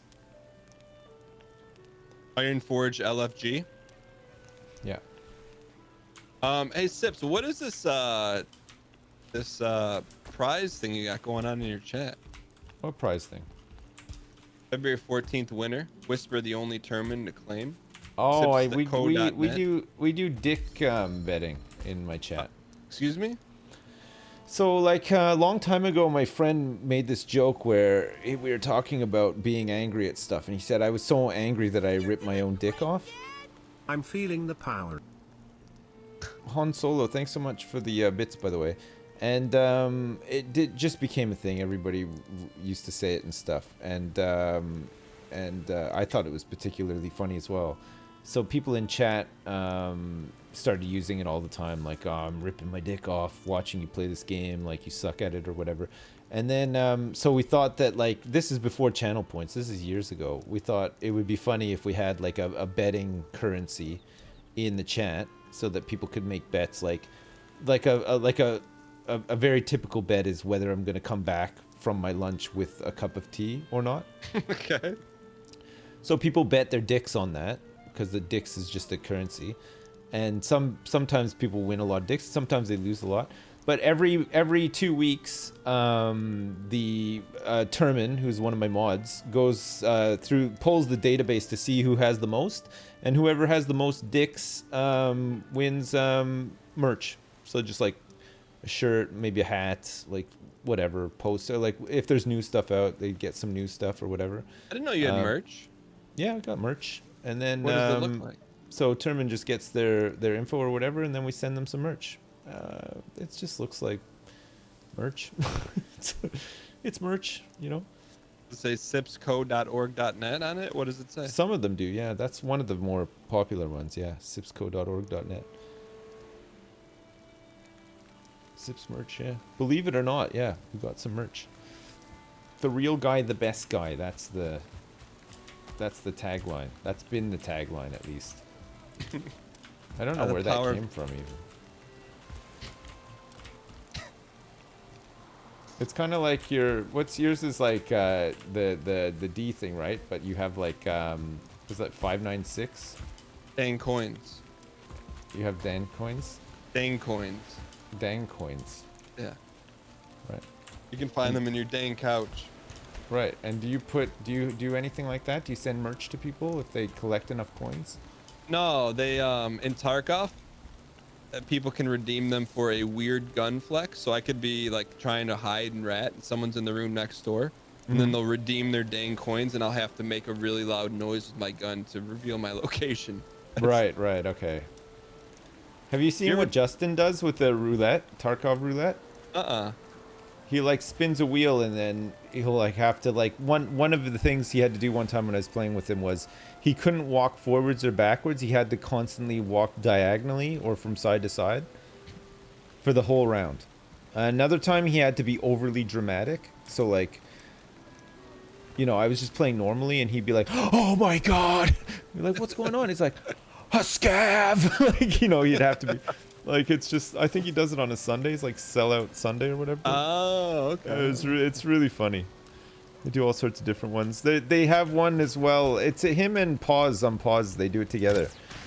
We were playing and Pause had one where he had to just capture 5 scenic photographs, like, of the map.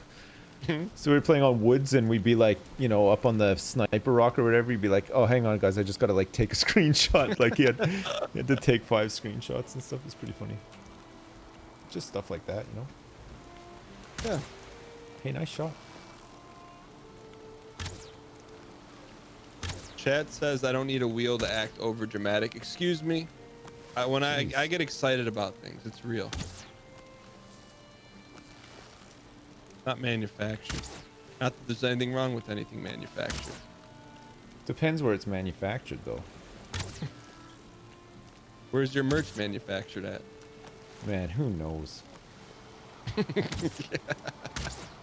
not my department. Wait, so what's on your merch, Sips? Is it like a face of you, like Sips scared?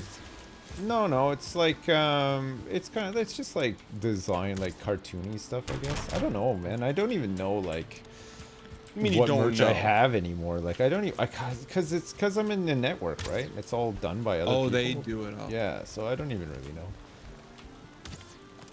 I just occasionally get paid for it.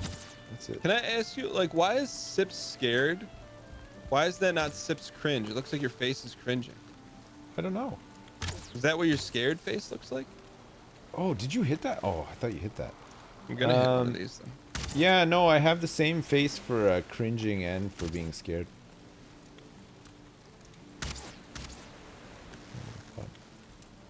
Is that a deer there, or is that a rock? No, there's 2 deer. Oh, there is a deer there.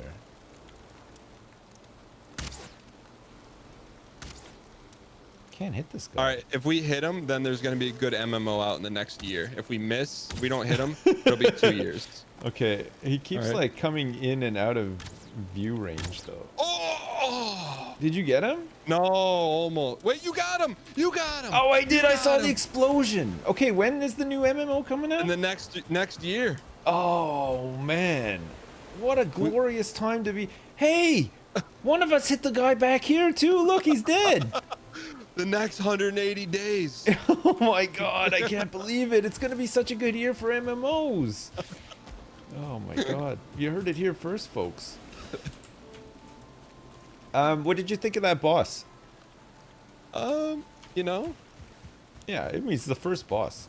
Yeah. So, the antlers that you picked up, if you take them to the crafting table, you can make us pickaxes with them. And that unlocks, like, the whole next part of the game. So, basically, we have to find some dungeons to get some cores, which will allow us to make, like, kilns and smelters and stuff. And then we have to go mining for copper and tin, smelt them together to make bronze, and then we can make better gear, better tools, all that kind of stuff. But the pick can also be used to terraform too. So like, Ooh. I can just like dig a big hole right here, for example. Let me see. I think it's a cool, chill game to play while making some sort of progress. Yeah. Hey, what do you think? Whoa. You can really look. It fills up with water and everything. Water? Wow. Cool, isn't it? How did 5 people make this? It's nuts, eh?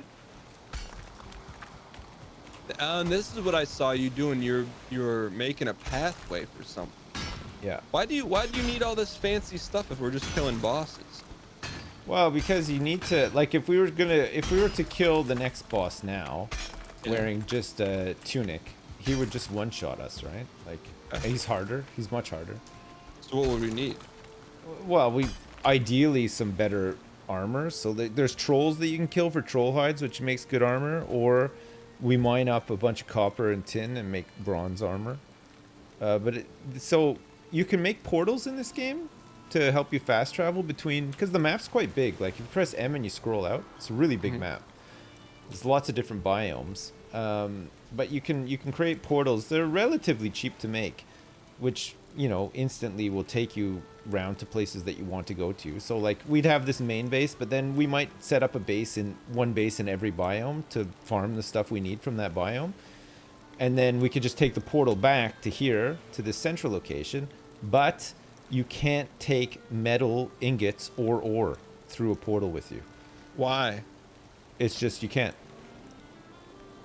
So you have to have some sort of logistics network to support all of this stuff. Whether you smelt it on site and then get a boat to bring the ingots back to your main base or what, like it's up to you. You can make stuff like on site, like a sword, and you could travel through portal like with a made sword, but you just can't travel through a portal with like raw metal, you know? I bet Melf likes that part of the game, huh? What? The transit, like moving stuff around, or no?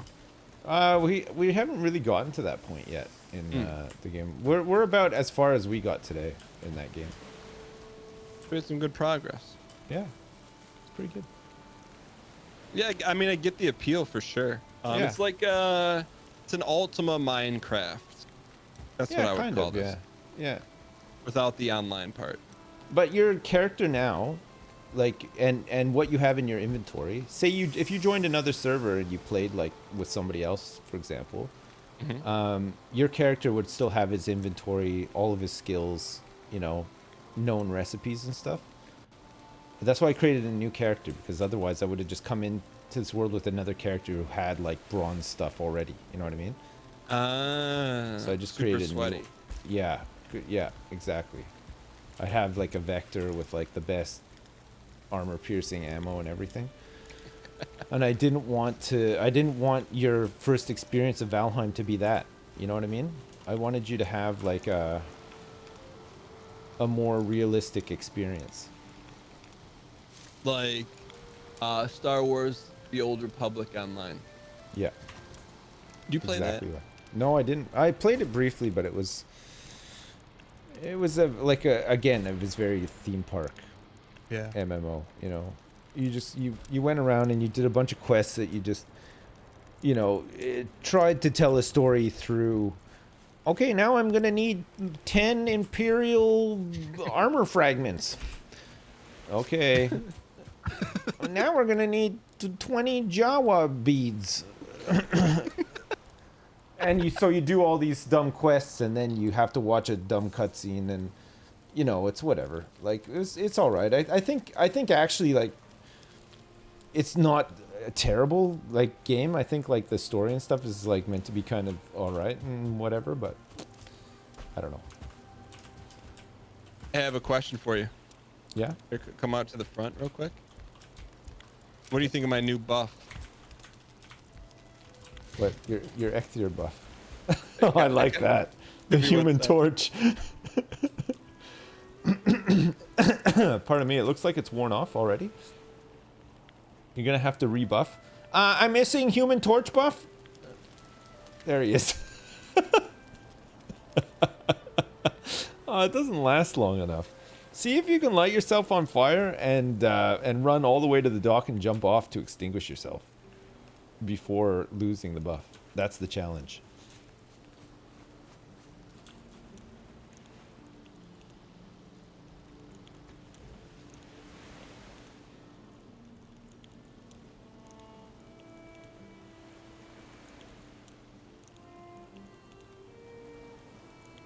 Yo, sorry, Hey, what's up? I had a dono call.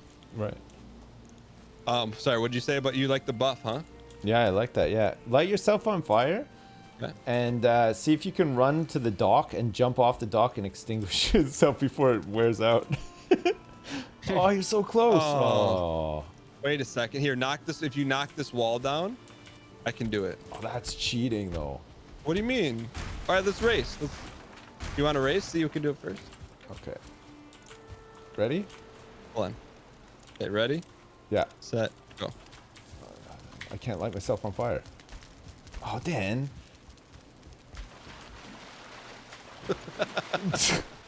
Damn it. I'm drowning.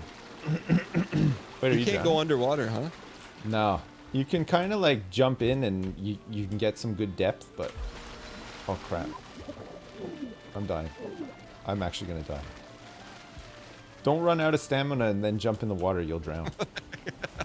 It turns out. It's very realistic. Oh, this is like a nice garage now. Are there cars in this game? I knocked down the crafting table so that we could do the race. This is nice, though. I mean, this works. This works. You're just like sneaking out of it. All right, Dan. I'm gonna go. It's late. I gotta go have some dinner and stuff.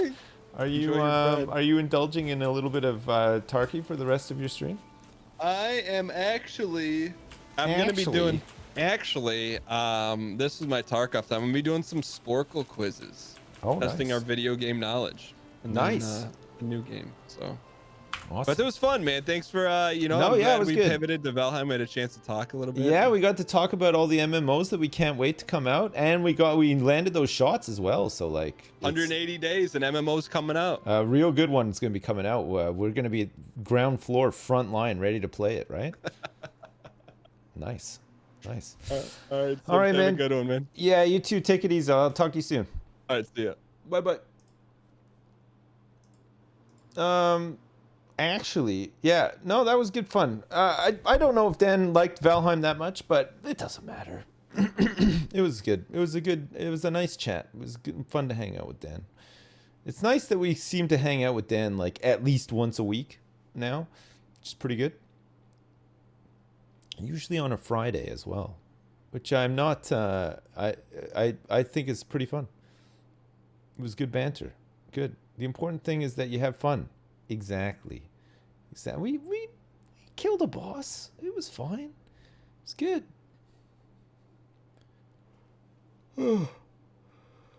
Oh, pardon me, chat. Listen, I gotta go. It's late, but I will return. I might be on over the weekend. I might not be though. It really depends on what's happening in my house. I think tomorrow I might be around tomorrow. I'm not like 100% sure. It's more likely that I'll be around on Sunday. If I'm around this weekend, we will play some Dadcraft. Okay, we're long overdue. We made some good progress on Valheim today, though. I don't want to lose momentum with, so we'll play it a bit next week. But we'll weave some Dadcraft in there as well. Sorry, I almost just like threw up. Not through. I didn't throw. I almost throw up. I'm lying. It was one of those like burps, you know, where it's just like, you know, like when you're digesting your lunch, like 4 hours after you ate your lunch, and it's just like the burping, the burping. It was like one of those ones. You got some food back? Yeah, a little bit. Yeah, it's kind of gross. A burp with chunks. Jeez, like a wet burp. That's a really good way of describing it, actually. Listen, thank you so much for watching today, and I appreciate, as usual, all the support. Thanks for the subs, thanks for the resubs, and thanks for all the donations as well. It was a fun day. I think on Saturday night I'm supposed to be playing some Among Us and maybe some Town of Salem with Chilled and some other people, but it'll be late. Like I won't be streaming it. Like tomorrow night, it'll be like 11 o'clock my time. I'll join them for a couple hours and then go to bed. But if you watch any of those guys, I will be there, likely. And then stream wise, like I said, if I can, I'll stream on Sunday. We'll do some Dadcraft. Failing that, we'll do some Dadcraft on Monday. Oh, there's stuff to look at in Dadcraft, and we still have some work to do. We have some stuff that we need to make and stuff, and we don't really want to lose too much momentum with Dadcraft. Like it seems to be slowing down a little bit now. There's a lot less people playing regularly and stuff. Be good to get some more people back into it and whatnot. I feel like